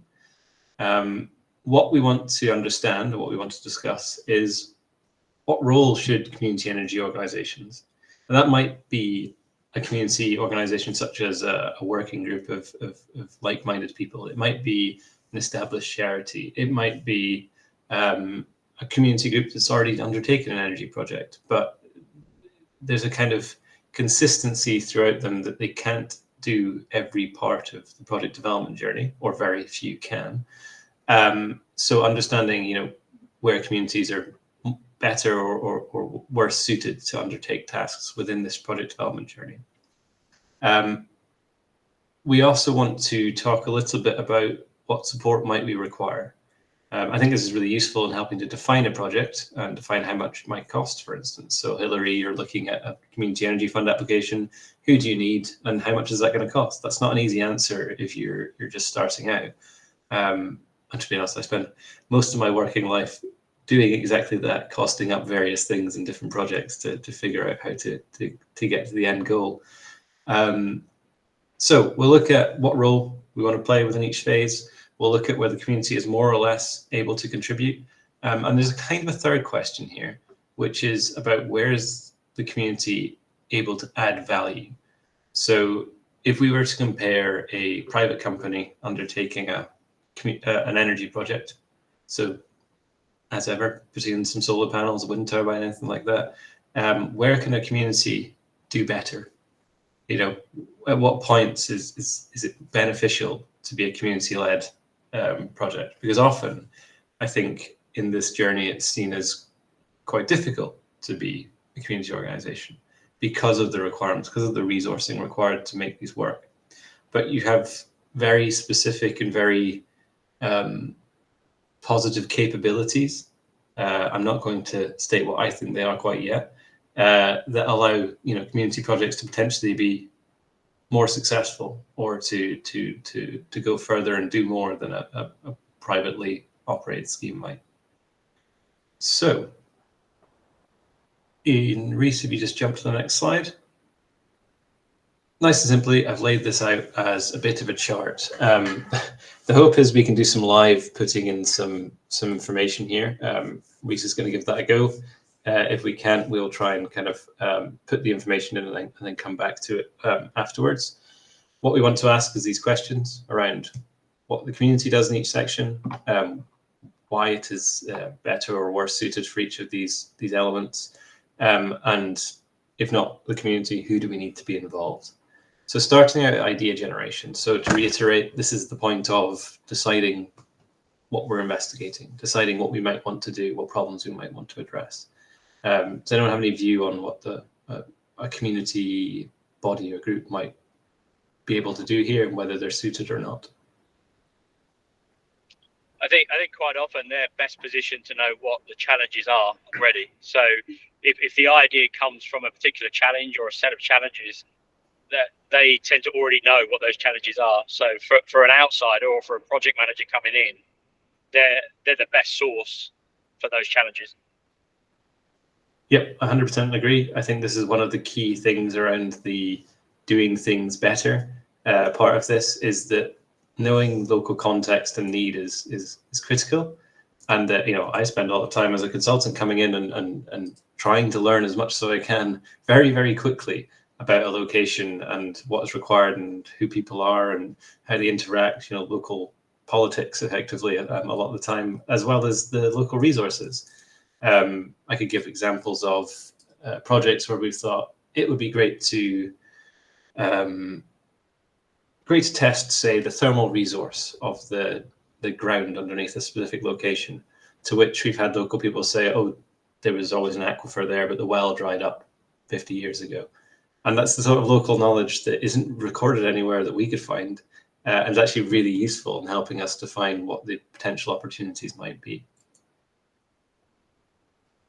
Thanks, Russell. Does anyone have anything else they'd like to add at the kind of idea generation?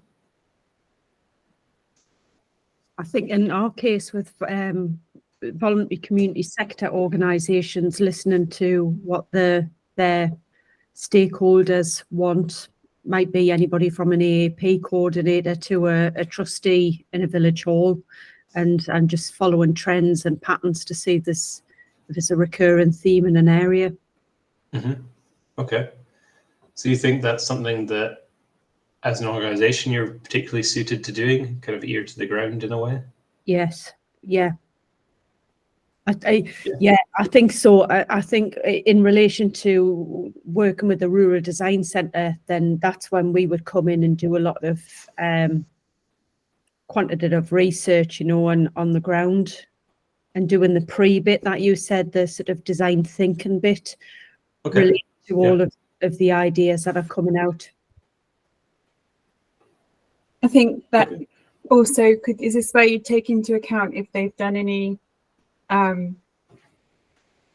like they've done like a village plan, and I'm noticing more and more groups, especially if you've got a few individuals who have a background in it or an interest, they kind of band together with sort of the eco group, and they do a village plan. So quite often, not quite often, I am finding that there are groups that have they've already done that initial research to sort of test the waters if their community is interested, and just to get some initial ideas through those plans.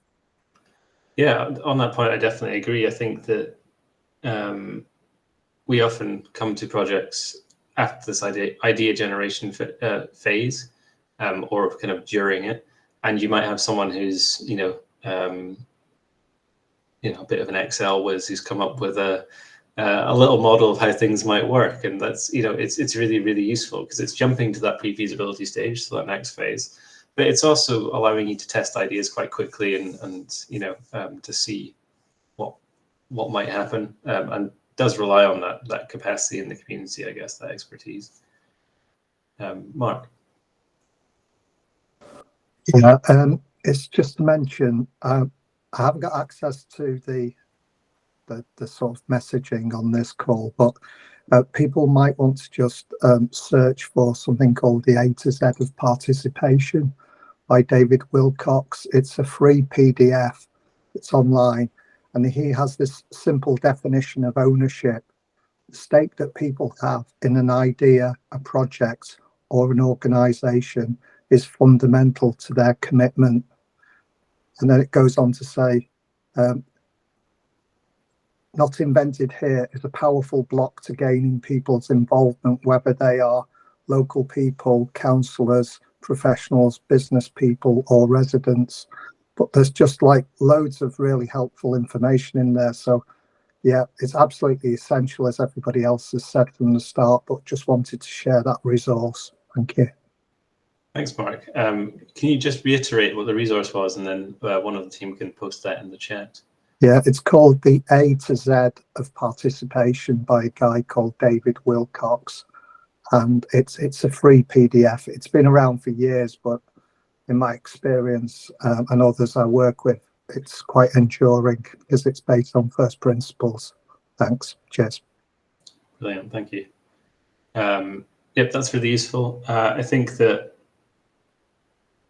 this idea generation, I mean, it's maybe not fully, not the best term to fully detail exactly what this is, because there's lots of things wrapped up in it. But I think you're right, Mark, around the participation part and building a stake in the project. This is the stage that needs to start happening. As I mentioned, it doesn't stop. It goes throughout all of this in a very important thread. But if you build that stake in the project early, then yeah, it benefits you further down the line. Russell.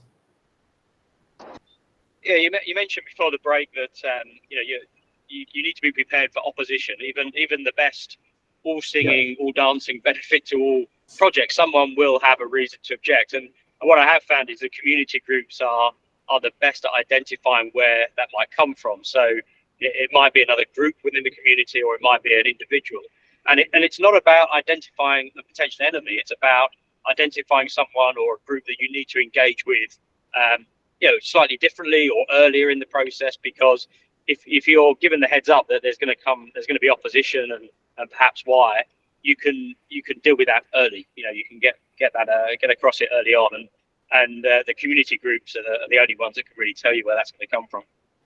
Yep. That's really important. Again, engagement focused, and also jumping to that consenting part.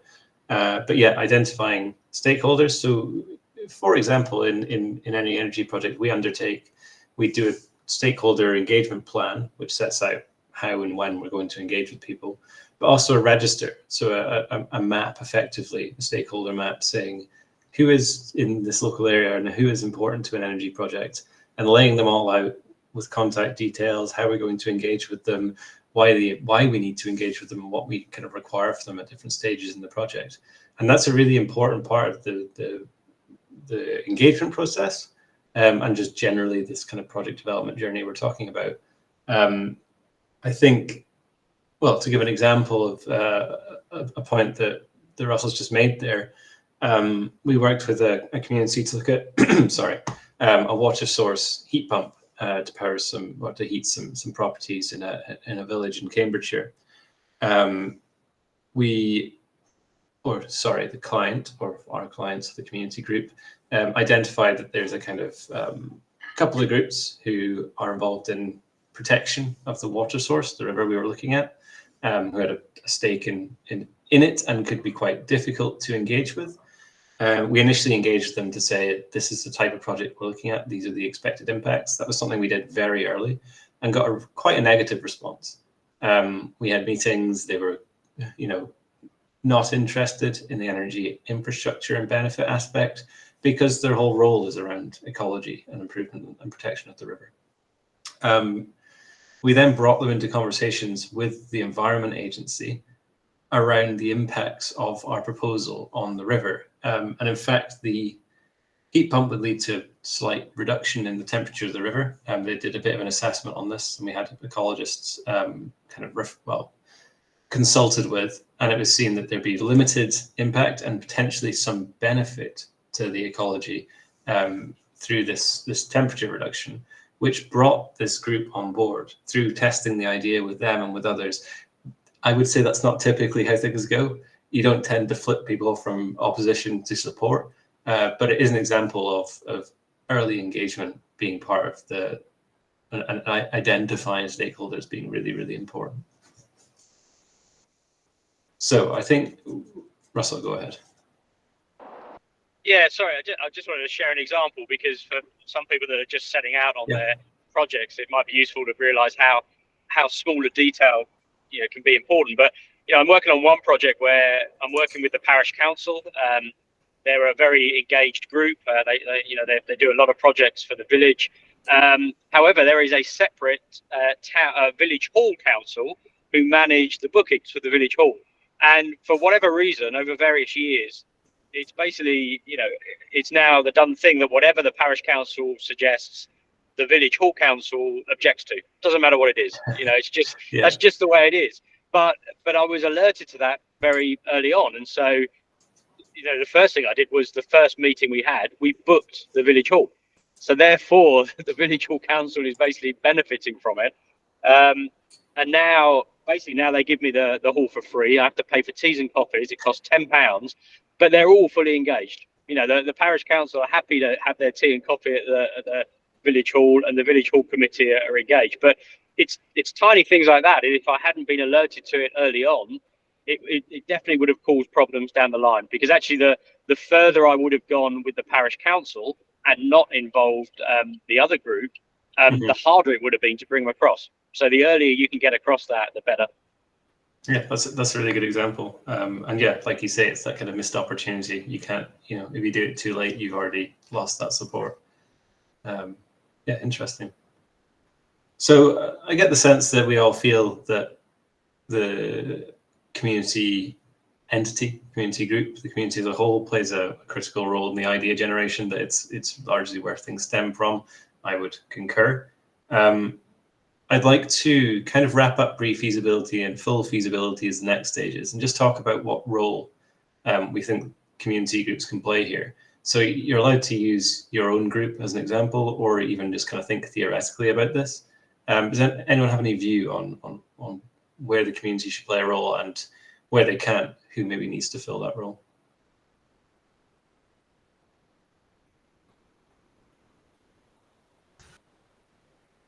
I'm just thinking of a local group near us, and they're doing a solar farm project.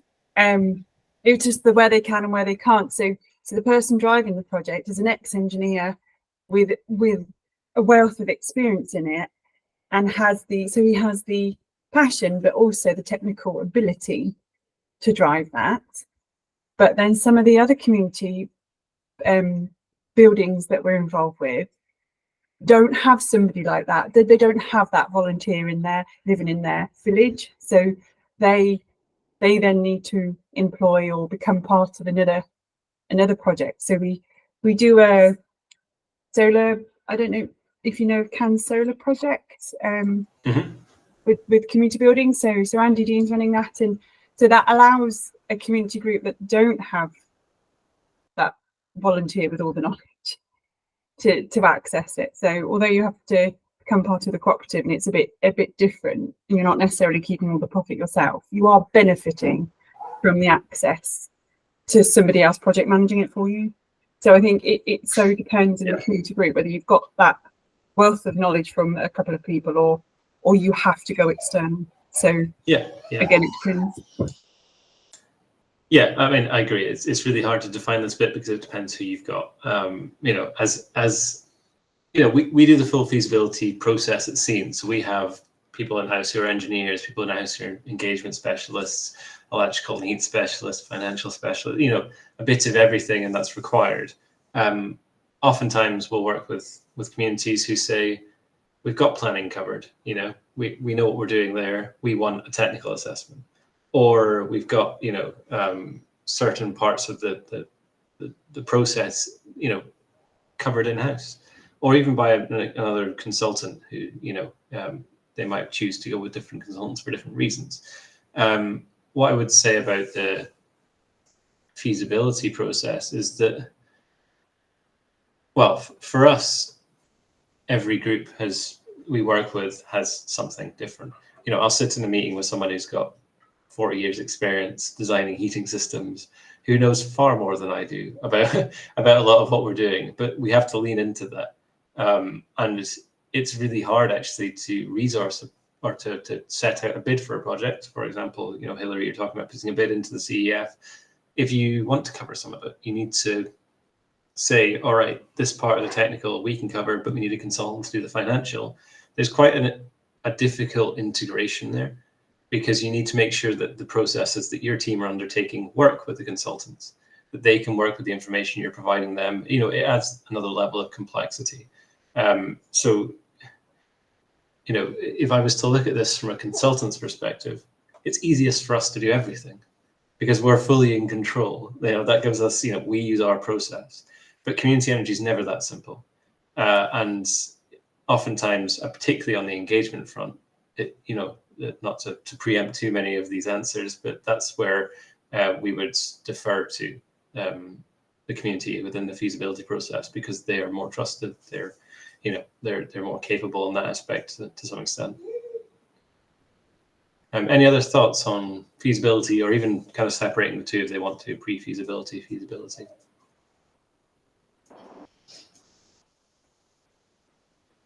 Russell?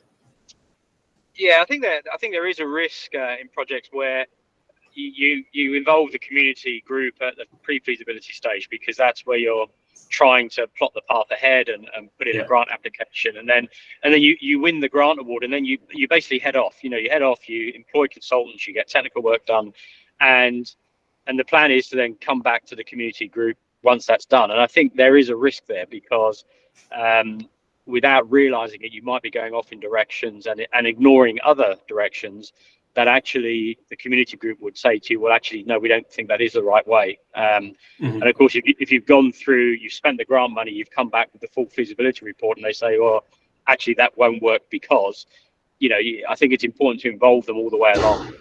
And there is a risk that, there's a lot of effort goes into pre-feasibility and to raising a grant or financing. And there is then a risk of saying to the community group, well, we'll come back when we're done. And I think that's a mistake. I think you need to involve them throughout feasibility, whether that's through a steering group or just informal meetings. But you need to be relying on them to steer you in the right direction. Yeah, definitely. I think getting quite specific, any feasibility program would naturally include kind of update meetings and so forth with a community's groups, kind of.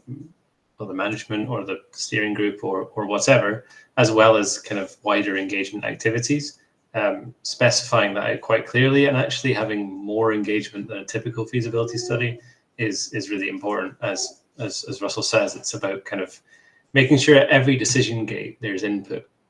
That when you decide the scale of development, there's input. When you decide the locations of development, there's input. When you decide the governance models or financial models to look at, that there's input from the community group. Otherwise, you get an answer back that maybe you didn't want on the feasibility front. Mark. Thanks. I couldn't get on the call earlier. My broadband went, so I didn't get to introduce myself. But I'm here representing, as a volunteer, representing a food growing co-op in North Yorkshire, where we've had an energy audit done. And whilst the energy audit was really helpful, we have struggled to understand it and to specify work and to secure competitive quotes. And this model and this language today is really helpful. It's so helpful in terms of giving a roadmap for how to progress and to be able to understand some of the language in the energy audit, but also some of the assumptions in the energy audit. And so I believe that this whole thing around energy audit, pre-feasibility and the full feasibility, it's predicated on having meaningful involvement, but recognizing that there's a whole spectrum of knowledge and understanding, and how you capture that and work with that's quite key. So this is where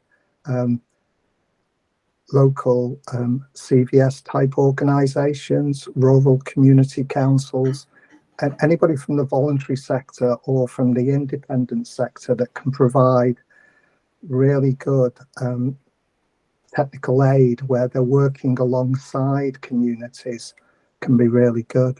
And I'd just like to see a lot more workshops like this and a lot more marketing of workshops like this, because for me, you're unpacking this today. It's really, really helpful, and it will help our cooperative to make steady progress. Final thing is, what I'm finding is you have to be really patient with this process and go at the speed of trust. So yeah, thank you very much. Cheers. Thanks, Mark. Yeah, I agree on the patience front. If you've got the right group and the right people, you can push through this process quite quickly, depending on the project. But to ensure you have these kind of parts of community input, co-creation, of community support, of integrating into decision making properly, you want to go slowly, even through the feasibility process. There is an opportunity cost, of course, and people do want to just get through and get things built. I understand that kind of compulsion, and from a commercial perspective, time is money. But taking your time and making sure that projects are kind of designed in a way that meet the needs you set out and are attentive to the views of the community are really important, and that means time, basically. Okay. In this pre-feasibility feasibility process, are there any roles you see where a community just isn't going to be able to fulfill? Is there anything you're thinking of that maybe your group or just a kind of example community you think it's unlikely to be able to do?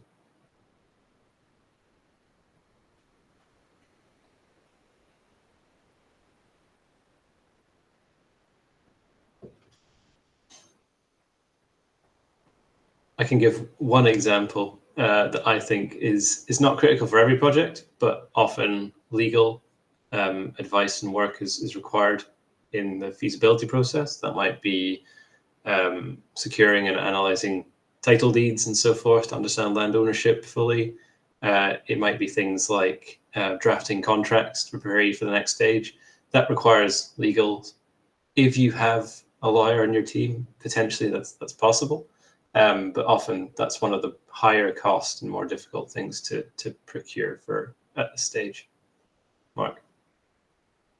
I was just going to highlight the high-level commercial viability of the project. I think that's an area where, unless you've got somebody from that particular background, it's difficult to see how there could be involvement. Cheers. Yeah, I agree. It takes a level of financial know-how. You may have, I've worked with groups who've had people with, decades of experience in financial modeling and financing, and they're great to have on board, but they're few and far between. I think, there are resources out there for simple financial testing of energy opportunities, but they tend to be quite simplistic. Anything too complex from a technical perspective is quite hard to test. I don't have the resources to hand, and we will be talking about financing tomorrow. But again, I know Community Energy England have some resources on financing projects that's worth looking at. And I know, well, maybe it doesn't exist anymore. My experience from Scotland, Local Energy Scotland, they're kind of they administer the fund for community energy in Scotland, the Community and Renewable Energy Scheme. Obviously, that's not something that can be accessed south of the border, but much of their resources can be. And they did have kind of financial models for community groups. So that sort of thing is worth looking at. But a little caveat, obviously, is that a full understanding of how any model works and the accuracy of all the inputs for a financial model don't come easily. So whilst you can test the general concept, a robust financial model really does require not just expertise in financial modeling, but expertise in the energy industry, understanding the costs of materials, the pricing of electricity and gas and so forth, the things that are ever changing and very hard to model over the longer term. Any other thoughts on feasibility, or should we move on to the more complicated stages?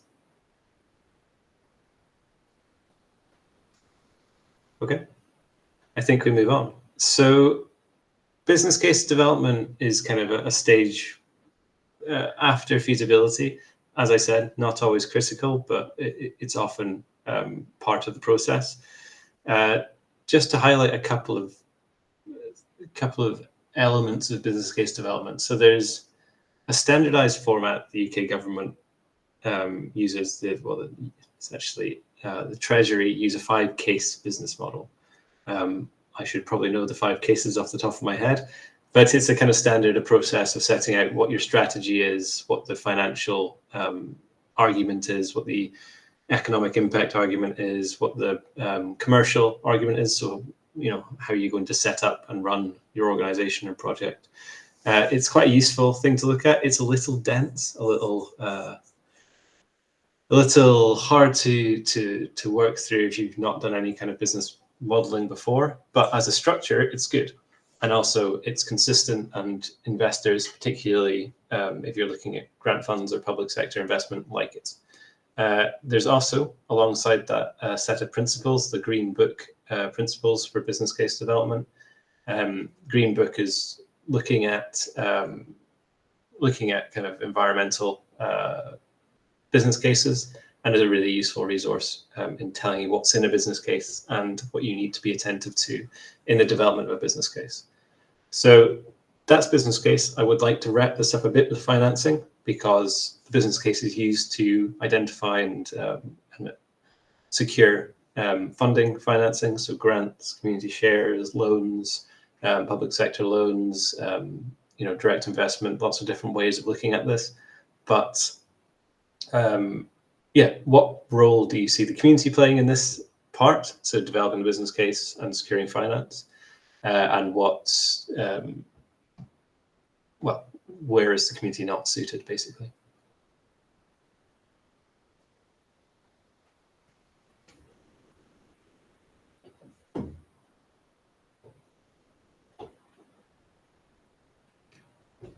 I wonder if this is a difficult one, because you haven't undertaken this process before. I fully understand that. Maybe if I set out okay, Russell, thank you. Go ahead. So I think certainly with heat networks, in one form or another, the community group or the community as a whole is going to be the customer, and so having them on board, and then having them not necessarily legally commit, but certainly be willing to sign some kind of heat purchase agreement, makes it just far easier to secure financing, whether that be a loan or equity or public financing. So, if you're looking to finance anything, if you can find that customer and that customer is willing to commit, then there's value in that, and that's what the community group can be. Yeah, I think that's a good example of where you might need multiple partners to deliver on something, where you have a, say, heat supply agreement or a heat purchase agreement that you would have had to have some kind of legal support to draft up. You are trying to kind of get contracts signed and get the investors in place. You probably have someone with a knowledge and a network in finance and investment to try and secure that investment. Not necessarily, but someone who understands finance. That might be a consultant. But there's a bit in the middle, which is taking a contract to someone and saying, this is what this is. There's lots of legal terms, but this is what this means for you. Explaining, say, a heat supply agreement, explaining what it means, explaining what happens when they sign it, explaining everything that's involved, which is an engagement task and is really suited to the community. So it does fit right in there. It's just the bits around it are legal drafting and then securing finance, which are maybe more difficult for a community to undertake. Thanks for the example, Russell. Mark. Yeah, so in addition to being a volunteer, I'm director of a community benefit society that's got full planning permission for a solar community farm in Lancashire. And one of the things that we found in terms of the business case that was quite important was trying to develop a shared understanding of risk, because our scheme will involve raising investment in 2025 of 2 million, and we need to be able to explain to local people what the risks are and how we're going to sort of mitigate them. And we've needed quite significant outside support for that, and various community members have joined our sort of management committee for this, and they're absolutely key. But how you sort of share the pros and cons with the wider community is quite important, and there needs to be some community involvement, but I think it needs to be quite focused and through the management committee. But then think about the messaging in order that you can be open with people, because ultimately they've got some ownership through the initial ideas and shaping them, but also they're likely to be the people who are going to be potentially investing in it financially. So yeah, cheers. Yeah, I think that there's two things there. One being about the kind of in continued engagement and how that changes once you have a business plan and something very specific to communicate, and continuing that dialogue, but also developing that support for the project. We'll get onto that in the consenting bit. And then on the other part is access to finance. So whilst access to finance can be an issue for community organizations because they may not have the assets to borrow large amounts against, or often you're basically projecting an asset. You're saying we will have a solar farm and borrowing against that. It's difficult. You don't have a track record. Often organizations will be set up and then immediately take on quite a big capital project, which from an investor's perspective is not ideal because they have no idea of your history and your capability to manage the money they're giving you. That's the negative. On the positive side is that there's a lot of community finance options, whether that's things like grant support aimed at community energy or community-led projects. You know, there are pots of money around regionally and nationally for that. Also, there are platforms for community finance and for kind of share raising of finance. So you're basically leaning on whether it's local, so it might be your town or village, or it might be national, but leaning on investors to fund or part fund your project. Often what you see, and bringing this back to a real world example, another solar farm that Eve mentioned working up in Dundee, is saying to commercial financiers, okay, we might not have a track record, but we've got planning permission, we've got a plan for this, we've got the procurement largely complete, we've got several million in community shares committed, give us the rest. And at that point, you're much lower risk to the investor. As a community, you've used all the tools you can to pull in the finance and to de-risk your project.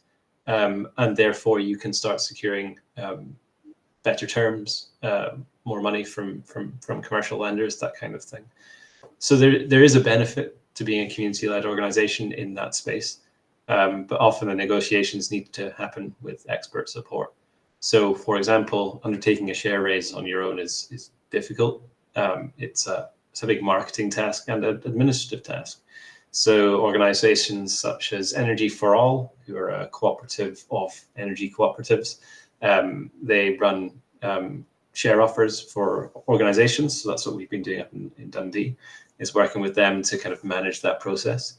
There's platforms like Ethics, the kind of community share raise platforms and funding platforms that allow you to get funding in using a third party, but there's a cost involved there. So it's a part community-led section, part using an external partner. Any other comments on business case or financing from a community perspective?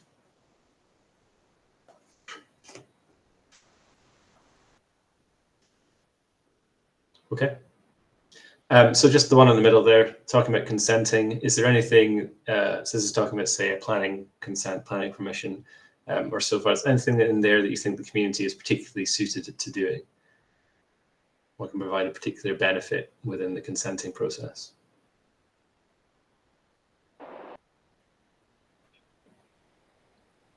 I think the community is going to be very aware of any consenting history or legacy, which you may not be aware of. So, typically, often a community group is set up for a specific reason, but quite often you're dealing with a group that has been in existence for a long time, is aware of previous planning applications and consents or nearby applications and consents, and understanding why those were either successful or not is very useful. Yeah, definitely. That's part of that local context and history that you don't understand as an outsider. I think that's really important. Hilary. We deal with a lot of community spaces in County Durham that are owned by Kiswo, the former coal board, and a lot of them don't. Some of them don't even know that they're owned by the Kiswo. So you've got all this issue with layers of leasing arrangements, and the council don't quite understand what their role in it is with Kiswo, and they're difficult to contact. So sometimes the stakeholders well aware of it and will guide you to that and the challenges they've had. And sometimes you're opening a can of worms sometimes, because they might not know themselves that they've got a Kiswo agreement on their building. Okay, yeah, I think that's a really good point. Again, it's a little bit of local context, but some people may not know it. These sorts of things, finding out the agreements that are in place, or say you're working with particular land parcels and trying to get the understanding of who owns it. We've come across projects in the last, actually about a week ago, I was looking at a car park near Watford, very exciting stuff, but had 3 different leases in place upon some very, very old archived ownership documentation that was in some archive somewhere within the district council buildings. And it took weeks and weeks to find this information.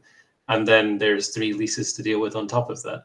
So the complexity of getting the information, let alone the consents to work on the site is really difficult, and took a lot of digging around from the community group. So I think that's a really good example. Anyone else got any thoughts? Areas of the planning or consenting process that communities might be suited to?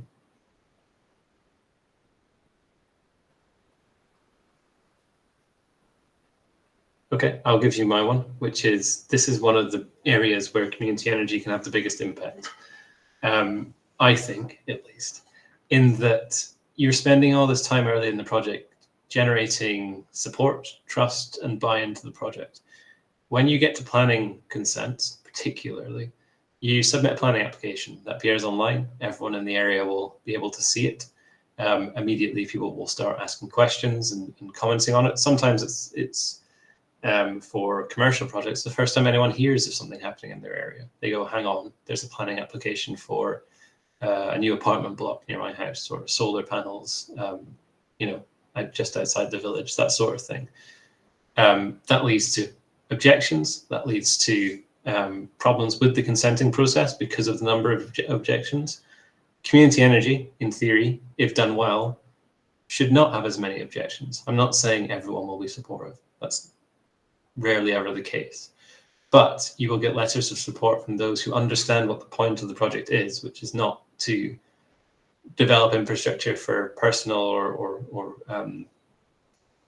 personal gain, or the gain of a private entity, but to develop whether land or buildings or whatever for the benefit of the community.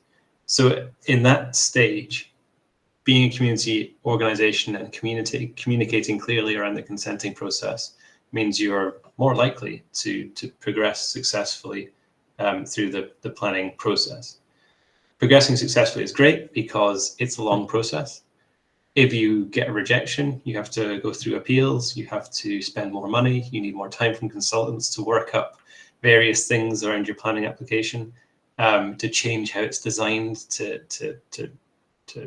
deal with the objections that you've had. If you don't have any of that, then you get through relatively easily and at lower cost. So I think it's really important to think of that, and to be thinking ahead, to say, when we want this consented, we need to make sure that people are going to be positive about it.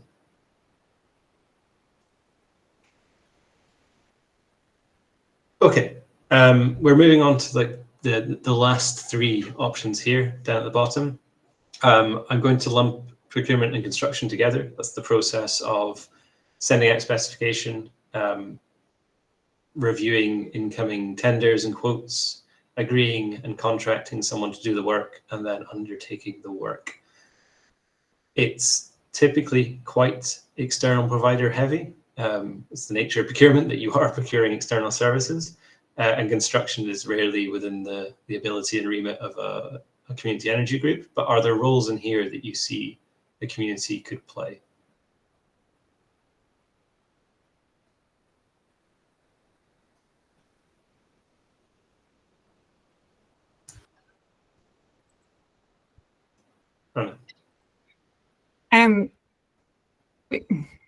Would it be again that local knowledge of companies?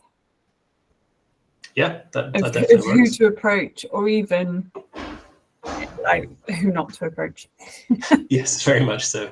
I think that's really important. I hugely agree, because that's how we operate as a consultancy. When we need local services or contractors, we ask those who know the area, because there's the part of this where we're trying to contribute to the local economy. So if we can, contract a local supplier, excellent. That's really good and gives you immediate impact. And yeah, knowing who to avoid is probably even more critical than who to choose, really. You get to assess those that you get a response from, but yeah, avoiding is definitely necessary sometimes. Ian.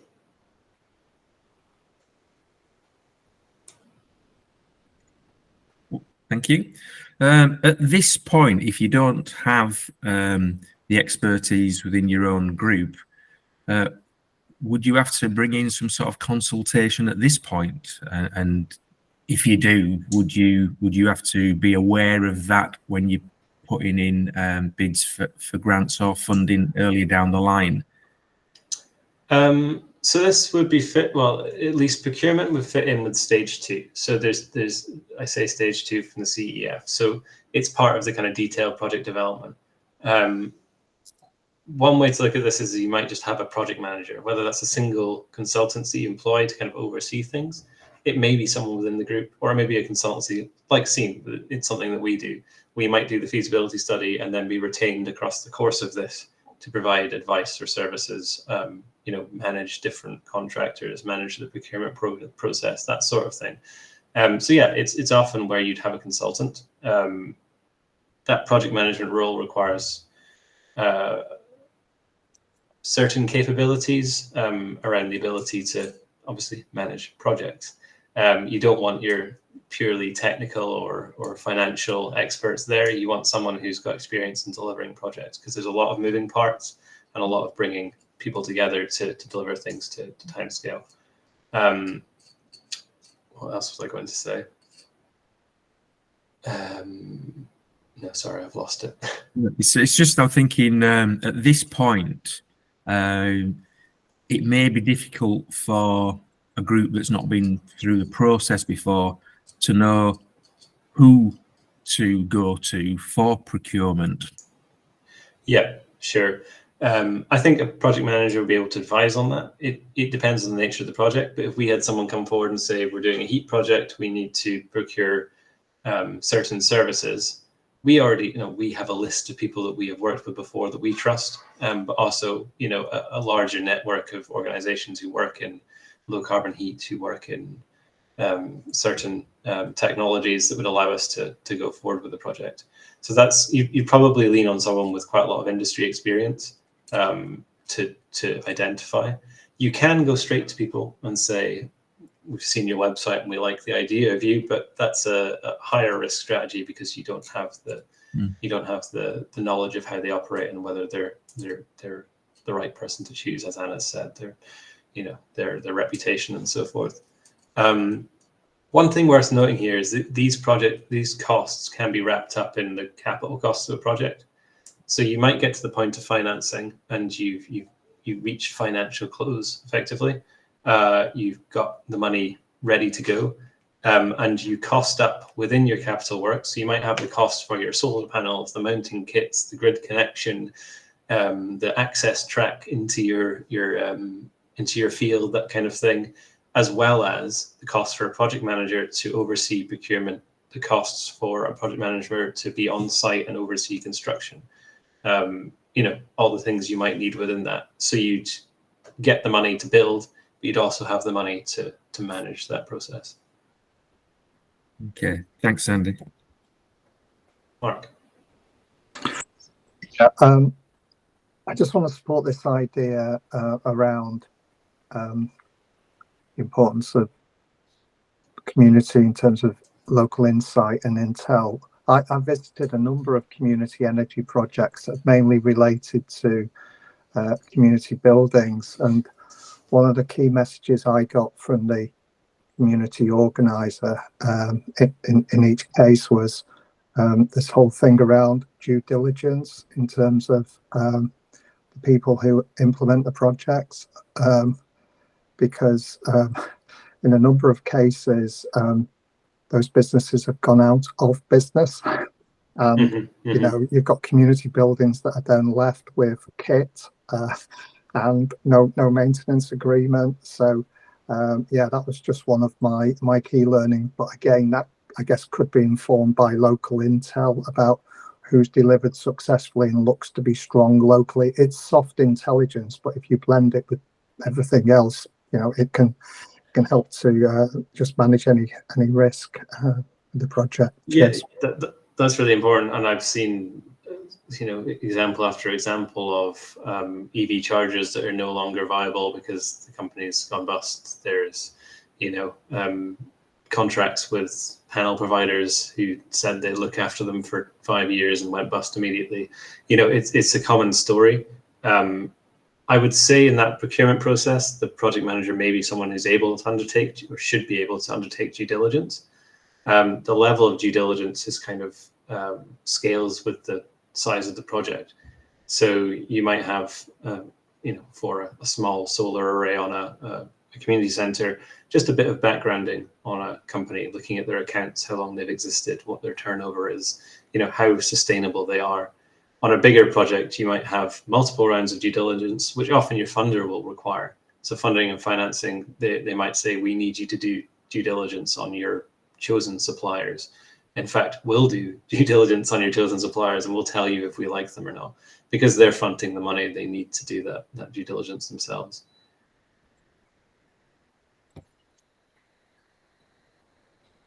Okay.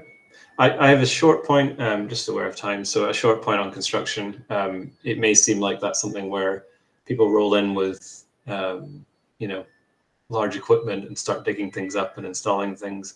But there's a mobilization stage to that, where you go in and tell people this is happening on this date, this road's going to be closed at this time, you know, this there'll be noise on site between these hours on these dates.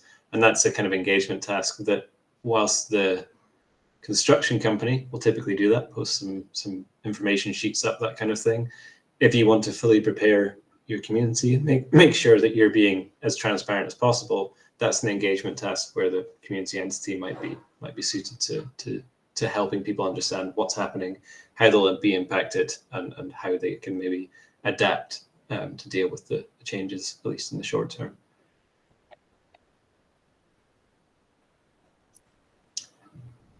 Okay, very quickly then on operation. Operation would include everything from maintaining systems to administering the funds that come from systems to supporting those who are maybe using a car club or something like that, working with you know, accountancy and software providers and maintainers, that sort of thing. So does anyone see a role that communities need to play there?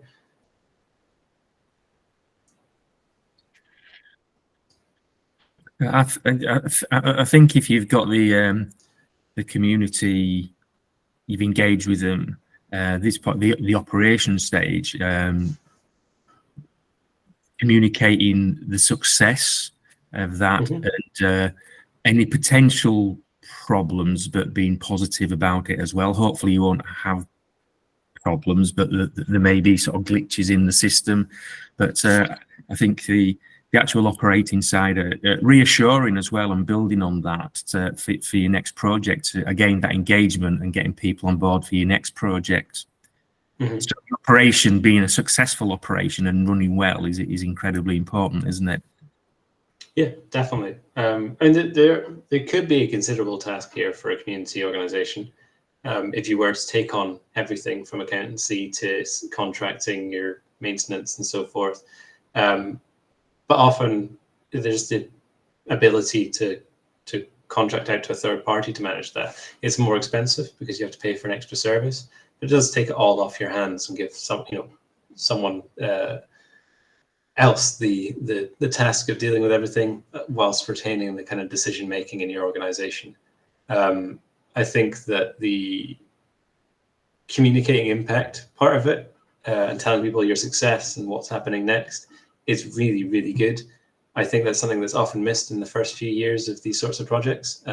For example, I've stood in front of a community and said, we've got £15,000 a year being generated by a turbine just up the hill.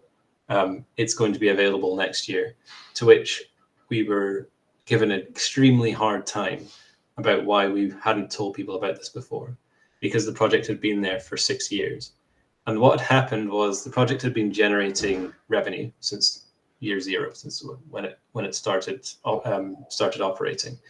The first few years, they've been paying back loans. They've been kind of clearing off debt to give themselves a reasonable amount of money to spend. Rather than spend £5,000 a year, they said, let's clear off a bunch of our debt, and then we'll have a bit more significant cash flow to spend. The community said, we haven't been involved in any of this. Some of us didn't even know that wind turbine was community owned, because there'd been such a time lag between them building the turbine and them actually communicating that, hey, we've got something for you. We've got something that can actually make a difference. That there was then, after that, 2, 3, 4 months of negotiations to kind of settle things down and agree how that fund will be dispersed and so forth. But it shows that that was poorly communicated, and that I think they built the turbine and said, thank God it's done. Let's just wait a bit and we'll just let things take over and then we'll get working again. And in fact, that wasn't the ideal way to do things. Russell? Yeah, just building on that point, I mean, it's worth remembering throughout all of these processes, and especially in operations, because then you'd hope that is the longest of the processes, because it hopefully lasts forever. But a community group is a fluid thing. It's not fixed, and if you're lucky, the leaders of that group will remain in place, but even that's not guaranteed. But that comes back to your point about the fact that because of the time it took for the money to be paid back, the community, or a lot of the community, weren't even aware it was community owned. That could be because they weren't engaged before. It could be because they've just come in to community, or they came in 5 years ago. And that's an issue with community groups that you do have to sort of be ready for. It is a fluid group. It will change. Yeah, and actually, you hit the nail on the head there, Russell. It was because there were people who'd come in, and someone in particular who was become a community leader within the last 5 years, who didn't have that knowledge of what happened before. So they came in and spent 5 years working on community development and said, hang on a minute, why had I never heard of this? And it was a small town in Scotland. So it's not like, it's something that, if you know small town Scotland, it's everyone knows everything about you. So I'm just amazed that it never came up. And it shows that there's these divides in politics that you need to understand in local areas. Anna. It's just really a question. Having not been involved in a project yet, really, especially not to its operation, if there is an element, I think one of your examples maybe earlier was to do with solar, and there would be like customer contracts for buying. With that, the management of that, does that sit with the community group, or would that be something that's a bought-in service? And like even the maintenance, I would assume there's an ongoing maintenance issue with panels or turbines and heating systems. I mean, is that all something that the community group has to consider at the beginning, maybe, and decide if that's their responsibility or if they're going to buy in? That would fit into the business case development to some extent. You'd look at all these elements and say, what are we going to do about them? But you're right, you would have maintenance contracts, which initially are often provided by those who are installing. You might get certain warranties and maintenance agreements over a certain time period. But at some point, if you're talking about 25-year lifetimes, which we often do for solar, then you have to renegotiate contracts. You have to renegotiate what the costs can be. that's something that those who've gone through this whole process are completely capable of doing, and often do. It's the energy supply contracts are a little more complicated. You might need legal support intermittently every few years as you agree contracts. It can be passed on to an external project manager. So through this process, you might have built a relationship with a firm who you could say, please, can we get a day of your time just to review and renew these contracts for us? That's completely viable. Or you may have a long-term service with someone who takes this on. One thing that we haven't really touched on, but say you were generating revenue from the project, one of the ways you might spend that is on staff time. So someone to do your annual accounting and contracting, and it might be a small role, but they get paid for their time to do so.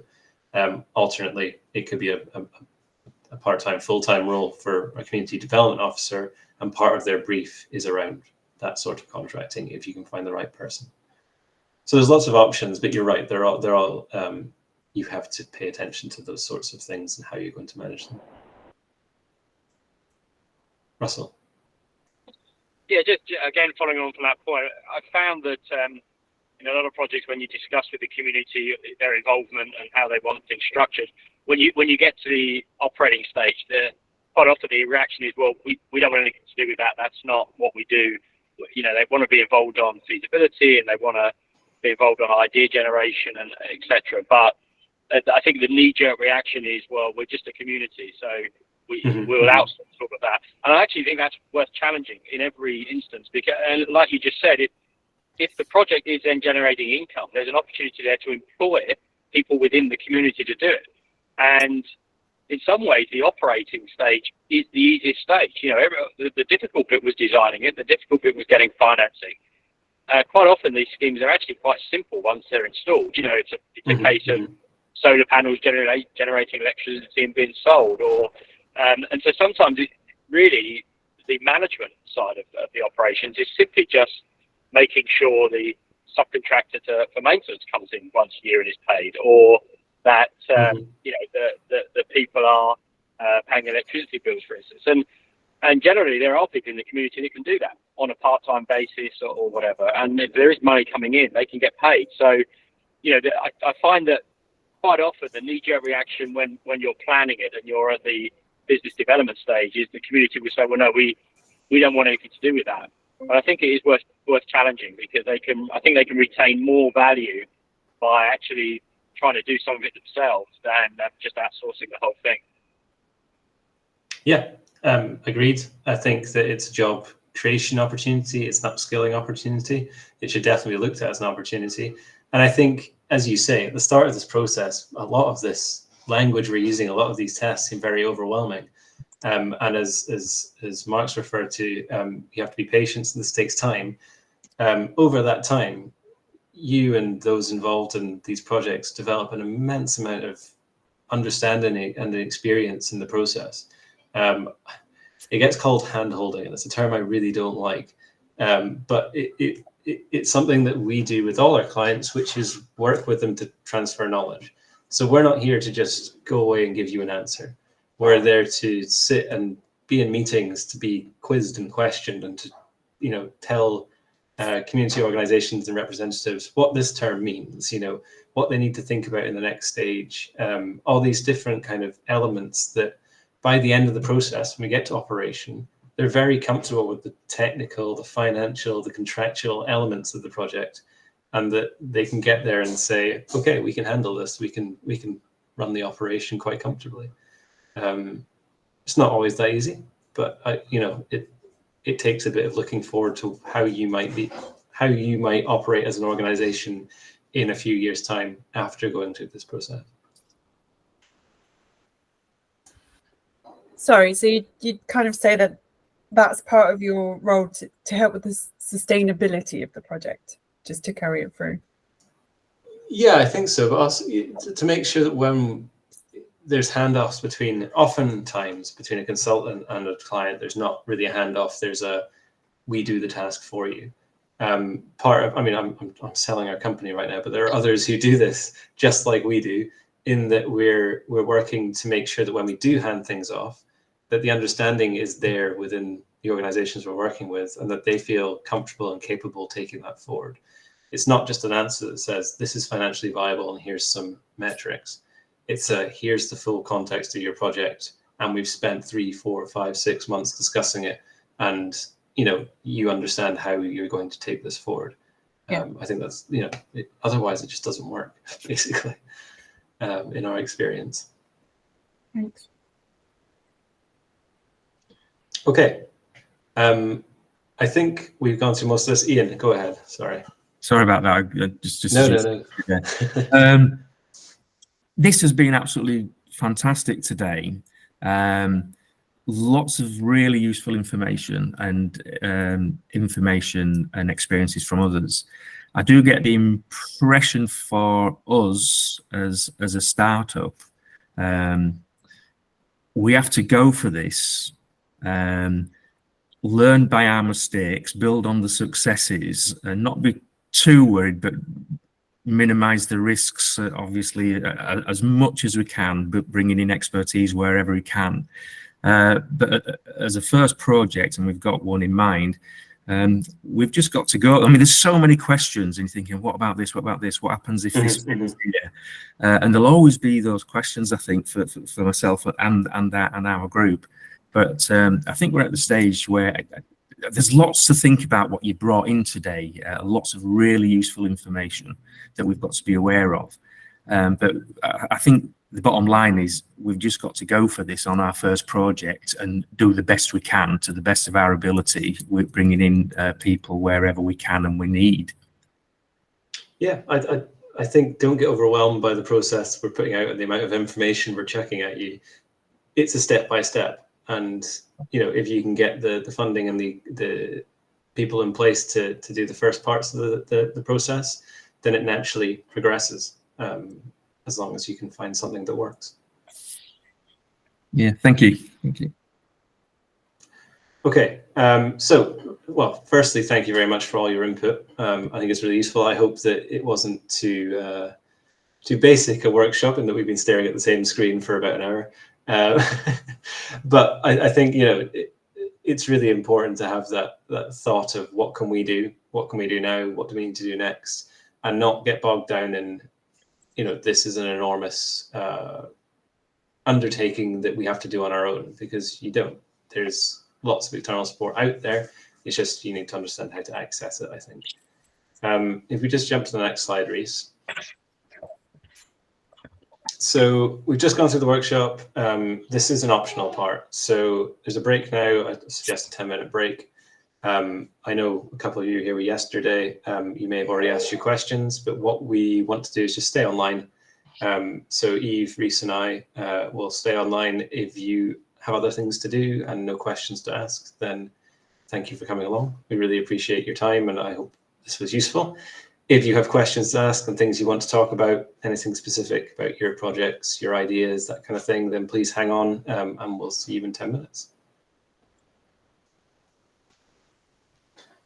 And just very quickly, Leanne's mentioned she'd like to stay in touch. She's just dropped an email in there if anyone wants to do some local networking, regional networking, which I would fully support, because you should lean on community energy networks wherever you can.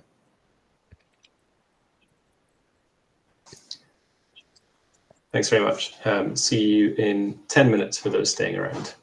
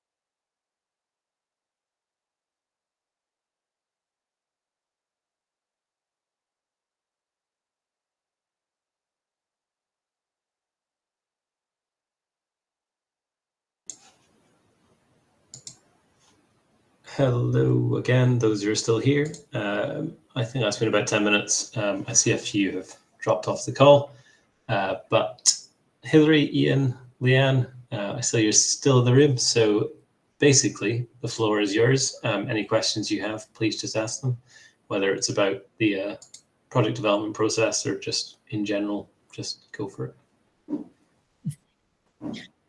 Could I start then if nobody else wants to get in there first? Go ahead, Ian. Really basics, this one, Sandy.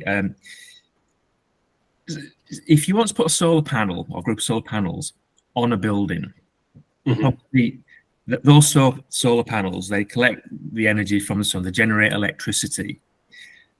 What happens from that point? The electricity, I presume, will get used, that's generated by the solar panels within the property, and the grid electricity would not be used in that case. But if the solar panels weren't generating enough, they'd still use some solar panel energy and the grid, or no solar panel energy because there isn't any, and the grid.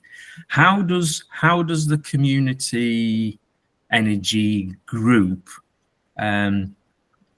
create profit from that?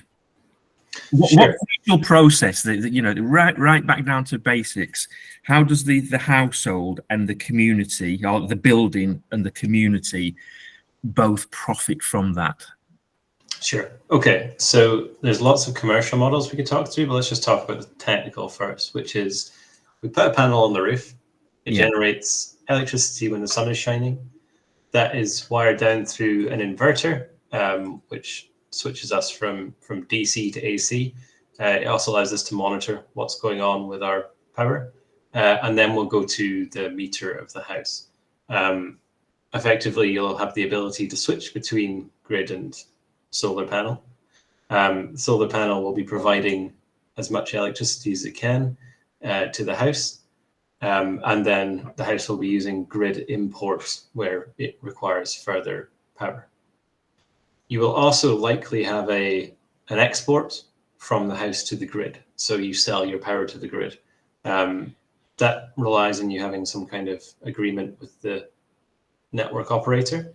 At small scales of development, so like a solar on a house, that's not too difficult. At larger scales, it's a bit more complex and costly. What happens there is you'll maybe generate some revenue through something like an export tariff. So currently there's a smart export guarantee. So it's a kind of price that will be paid by the energy supplier. By your energy supplier. So say you're with Octopus Energy, for instance, they'll pay you a certain amount of money for every kilowatt hour of power that you're exporting to the network. So that leaves you a few revenue options. The highest or the greatest financial benefit is by offsetting energy bills. That is kind of supplying a home with, or a building with, power from the solar rather than taking it from the grid, because you might pay 25 pence per kilowatt hour. I think that's around the price cap right now for your electricity. Whereas if you export to the grid, which is your other option, you might only get paid 4 pence per kilowatt hour. So it makes much more sense to use it makes financial sense to use as much as you can locally rather than to export it. That's the general principles, especially when we're looking at domestic properties. In terms of where a community organization might derive benefit, there's a few ways to look at this. One is, do you want to make money out of it or not? In the simplest form, you could say, we're not looking to make money, we're looking to get as much solar on local rooftops. So that might be offering advice and surveys to building owners, doing bulk purchase of services, so bulk purchase of supplying solar panels and so forth. And that allows people to install. That's not going to generate revenue for you, but it is going to lead to a rollout of solar and reduced energy bills for people. So that's a very simple model that requires, resource, but not ownership on the part of the community. Another option might be some kind of agreement with the building owner, so the homeowner. I've seen lots of models of this. Some of them are, say, roof leases, where we say, okay, we'll pay you X amount so we can install solar panels on your roof. And then you get, so the homeowner gets a payment, and then you get the benefit of supplying the electricity. Whether you have a power purchase agreement, whether you have a contract with the homeowner to sell them energy, or whether you have a agreement with the energy supplier to sell energy to the grid. So then you're generating revenue whilst paying a lease. There are issues around that because people want to sell houses, that kind of thing. What happens when someone sells their house that's got a lease in place? It's not ideal. So there are other options. One might be kind of ownership of or joint ownership of panels, that kind of thing. There are options around ownership of storage from the community's perspective. Basically, we try to stray away from anything where a third party owns something on or in someone's house. It's not an ideal relationship. It can be complex. It's definitely possible. We've got more experience in things like installing solar panels on commercial buildings. So where a community says, we'll pay for all the solar panels in your building. You use power from our panels and pay us a certain amount. An example of this would be, say, the Solar Schools project, where a community organization installs solar panels and then charges the school to use the power. They charge them less than the rate they're paying for the electricity from the grid, but effectively the school does a minimal amount. It just says, yes, you can do it. Please organize this. We'll help you coordinate it. Solar panels go up, and then they pay less for their electricity. So yeah, commercial models is what it comes down to, I think, but you have to be a little careful around ownership. Yeah, and I noticed on one of your earlier slides, one of the examples was the terraced houses that had, I don't know if it was the terrace houses that all got solar on the roofs. So do you know, presumably that was residential houses? Yeah, so I mean, how would that work? Because they could sell, couldn't they? Any of those residents could sell, but I presume the panels weren't owned by the residents. Would that be right? How did that work? Potentially, I'm not sure of the model there. We've worked with housing associations and housing co-ops and that sort of thing, where the ownership model is simpler because they're tenanted with a consistent owner. When you're talking private domestic, there are potential community energy models, but yeah, the complexity of the contracting is definitely not a concern, but a challenge. Right, I think is the main thing. Yeah. Okay. Thank you. Thank you. I am making notes as we go along here as well. Yeah, I hope that wasn't too fast. I was going to say you started off with a nice complex one for me to try and dig into. Russell. Yeah, so this is specific to the CEF, the Community Energy Fund, and the application process. So I'm aware that there's not anyone from the hub on, but hopefully someone will get to answer it. But so I've got a project. We've done pre-feasibility. The report on that should be done by next week, and we've taken actually your advice, Sandy, to literally copy the requirements from the CEF. So the pre-feasibility report has all the sections that the model report has. So we'll have that. We're looking to put an application in before the deadline, middle of October.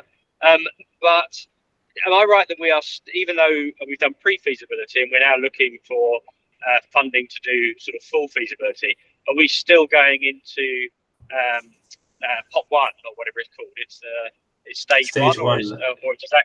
Yeah, okay. And earlier on, it was mentioned that there is a 40,000 limit on stage one. Is that right? Yes. I speak with a bit of a caveat that I might not be right because I'm not from the Net Zero Hub.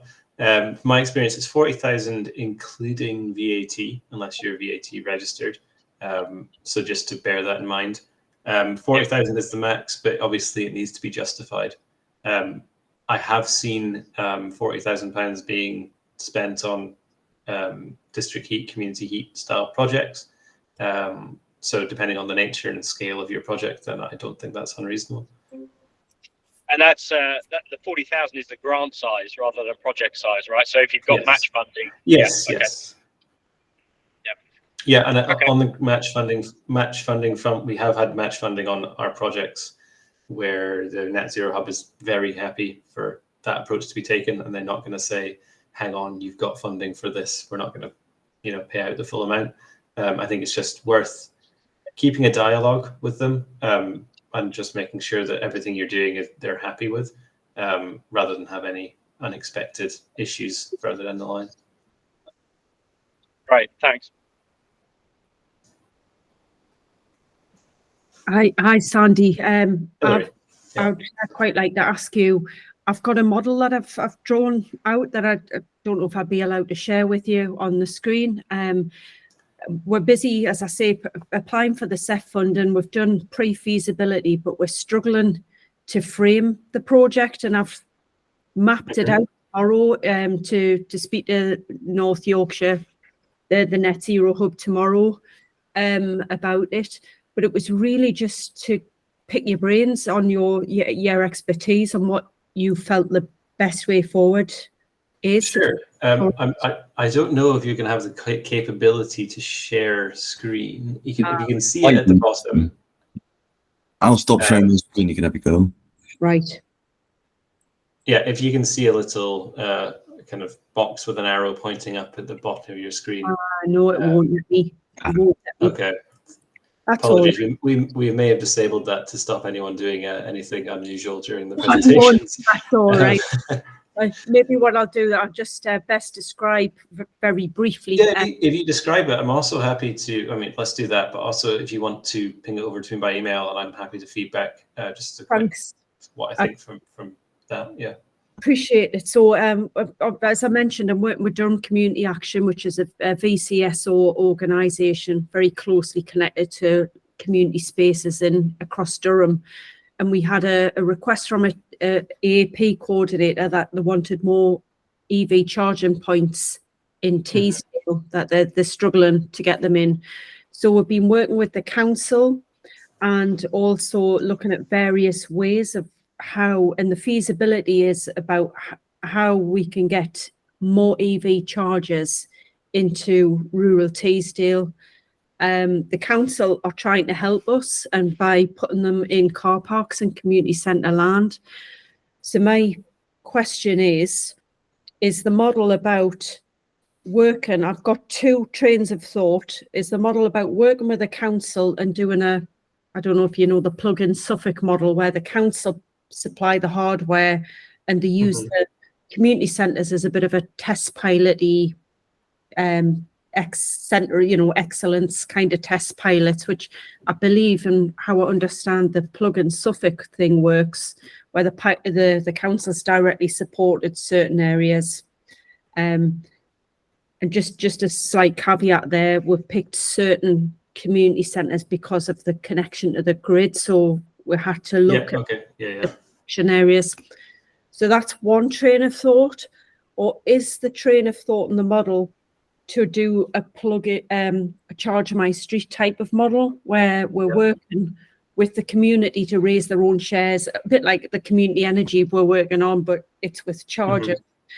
And I'm just wondering what would be, whether I need to set that in stone when I'm putting out this feasibility study, or whether I just need to just acknowledge that at this moment in time, we don't know the answer to that. So simple answer, you don't know the answer. That's the point of a feasibility study. Just set out what the possible models will be. I think that's a really good part of the thought process, is to say, this is what we want to achieve, but here are the two models we look at. I think at a more detailed decision-making level, it's about what you want to achieve. So is this about supporting the rollout of EV chargers? And if so, that's something that the council is suited to doing. They have a lot of funding available through things like the electric vehicle and Levi and UK Investment Bank are investing actively in this sort of thing. So there's money out there for it. There support for councils to undertake projects like this.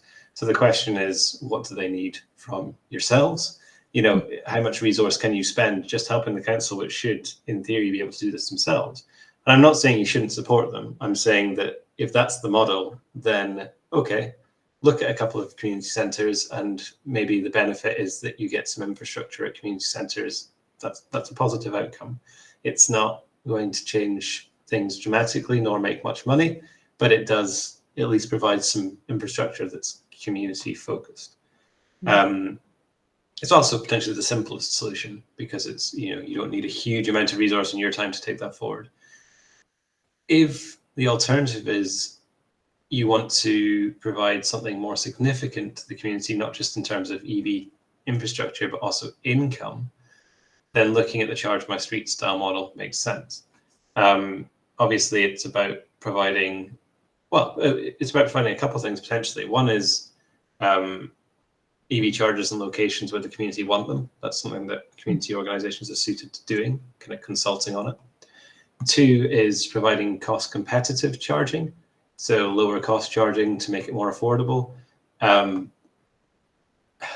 As much as that's maybe important, there aren't too many people struggling for the cost of charging when they own EVs at the moment, because of the cost of EVs themselves is quite high and requires you to have quite a new car. You know, it's not going to have the biggest social impacts, is what I'm trying to say. And then the last thing is, you know, if you want to generate revenue, so using the chargers to have some kind of extra money coming out of it, it's much more involved. It is a community energy project, and it's probably best looked at, and this is me kind of taking a bit of a professional guess, alongside things like solar PV. So if you had a community now, yes. So but we're not there yet. We're not as advanced as can. So ideally, in a couple of years' time, would like to set up a community energy, and I think that's would love to do them charges as an addition. So it's really good just chatting briefly to you today, because it kind of cements in my head it's either about the long-term vision of doing it or getting the council, trying to help the council get into more remote areas of Teesdale. But yeah, I mean, potentially both fit together. If you don't have the capacity and you want to support the district council for now, great, you know, work on the kind of community centre infrastructure basis.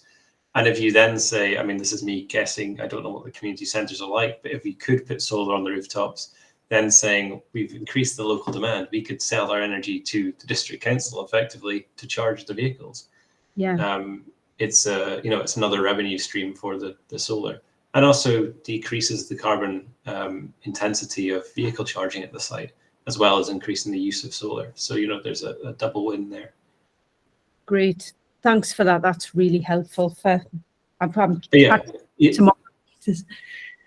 I was going to say it makes things, you know, those sorts of decisions don't need to be made yet. It's about testing those commercial models, testing what makes sense, and then taking a decision on, do you have the capability and capacity to take on the more complex variants, or do you have other things on your mind that take precedence? Right. Thanks for that. Thank you. No problem. And yeah, if you want to send over diagrams and thoughts, I'm very happy to take a look. Thanks very much. I appreciate it. No problem. Leanne. Hi, can you hear me? I realised I haven't really spent a lot of time talking on this today. I'm really interested in hearing all the different examples. What the situation is at the moment. As I say, I've spent a lot of time in the past building networks around community energy and renewable energy. So I feel like I've got sort of one foot in the door. My brain's kind of going, oh, networks, talking to people, great, keeping in touch. But at the moment, I'm wanting to do more in this area. So I thought it was, I mean, I'm not working on a specific project yet, but I'm looking, so I'm even pre-project, pre-feasibility, but I'm talking to other people in the area. I've kind of had a lot of conversations with the people I was in touch with in the past. It was like Yorkshire wide, network, and it was all sorts of different kinds of projects. And I've talked about like the zero carbon energy group that we set up. I've worked on. I've got more back in touch with people from that as well.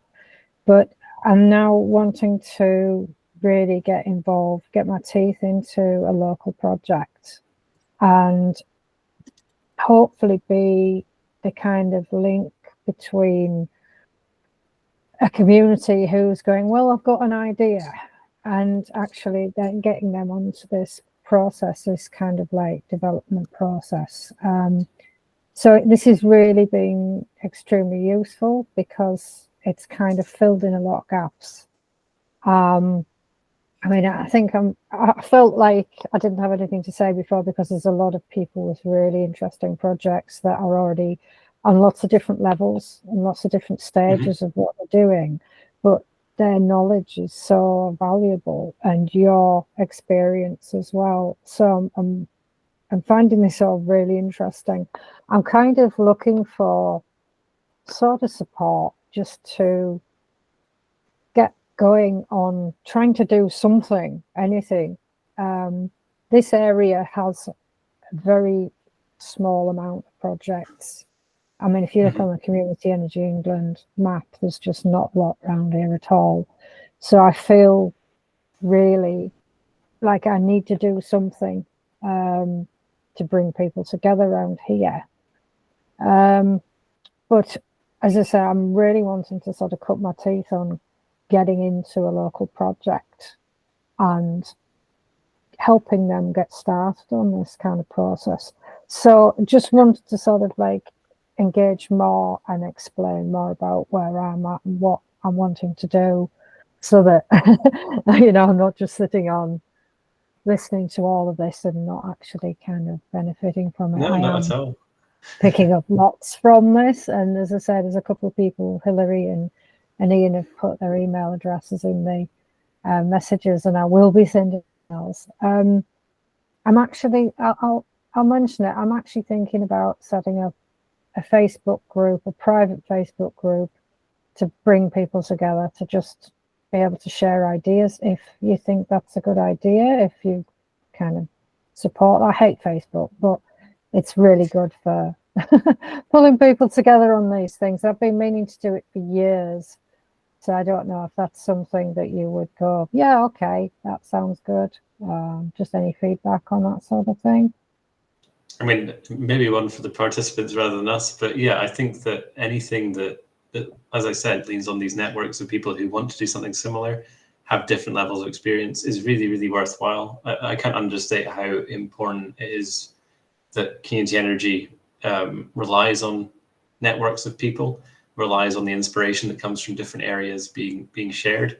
I think maybe one route to this, just as a bit of brainstorming, is to talk to those at the Net Zero Hub about, you know, anything that you feel like setting up, even if it's just an initial conversation with your local officer, or even those in the community development role, to say, I want this sort of network or infrastructure of a network to talk to people, that a lot of people will be very, very interested in it. Well, I've already had conversations with Sue Manson. Okay, basically from the when Zero Carbon Yorkshire sort of dissolved last year, we talked about what we could take on from that, and I said, well, it would be good to revive the energy group, although I think perhaps starting something new would be better now, but we can bring up people on board from that.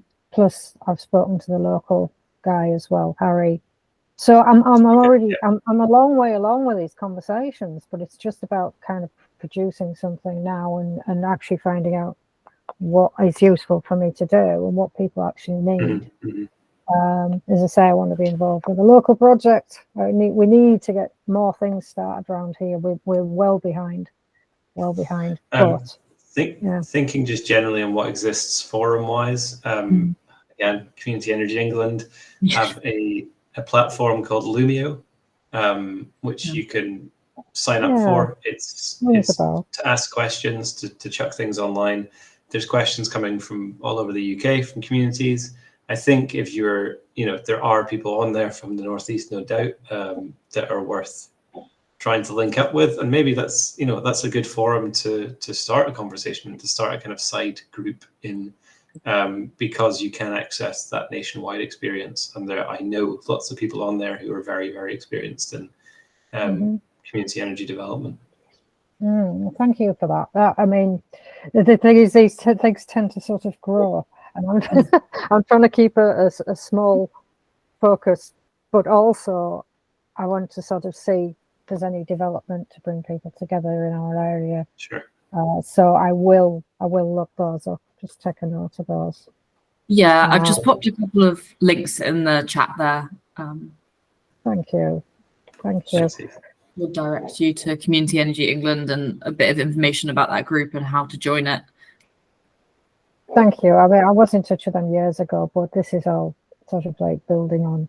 It's a relatively new platform, so yeah, I recommend taking a look. Yeah, definitely. Thank you. Okay. I don't want to take attention away from projects and stuff, but I think that's been very useful. Thank you. Good.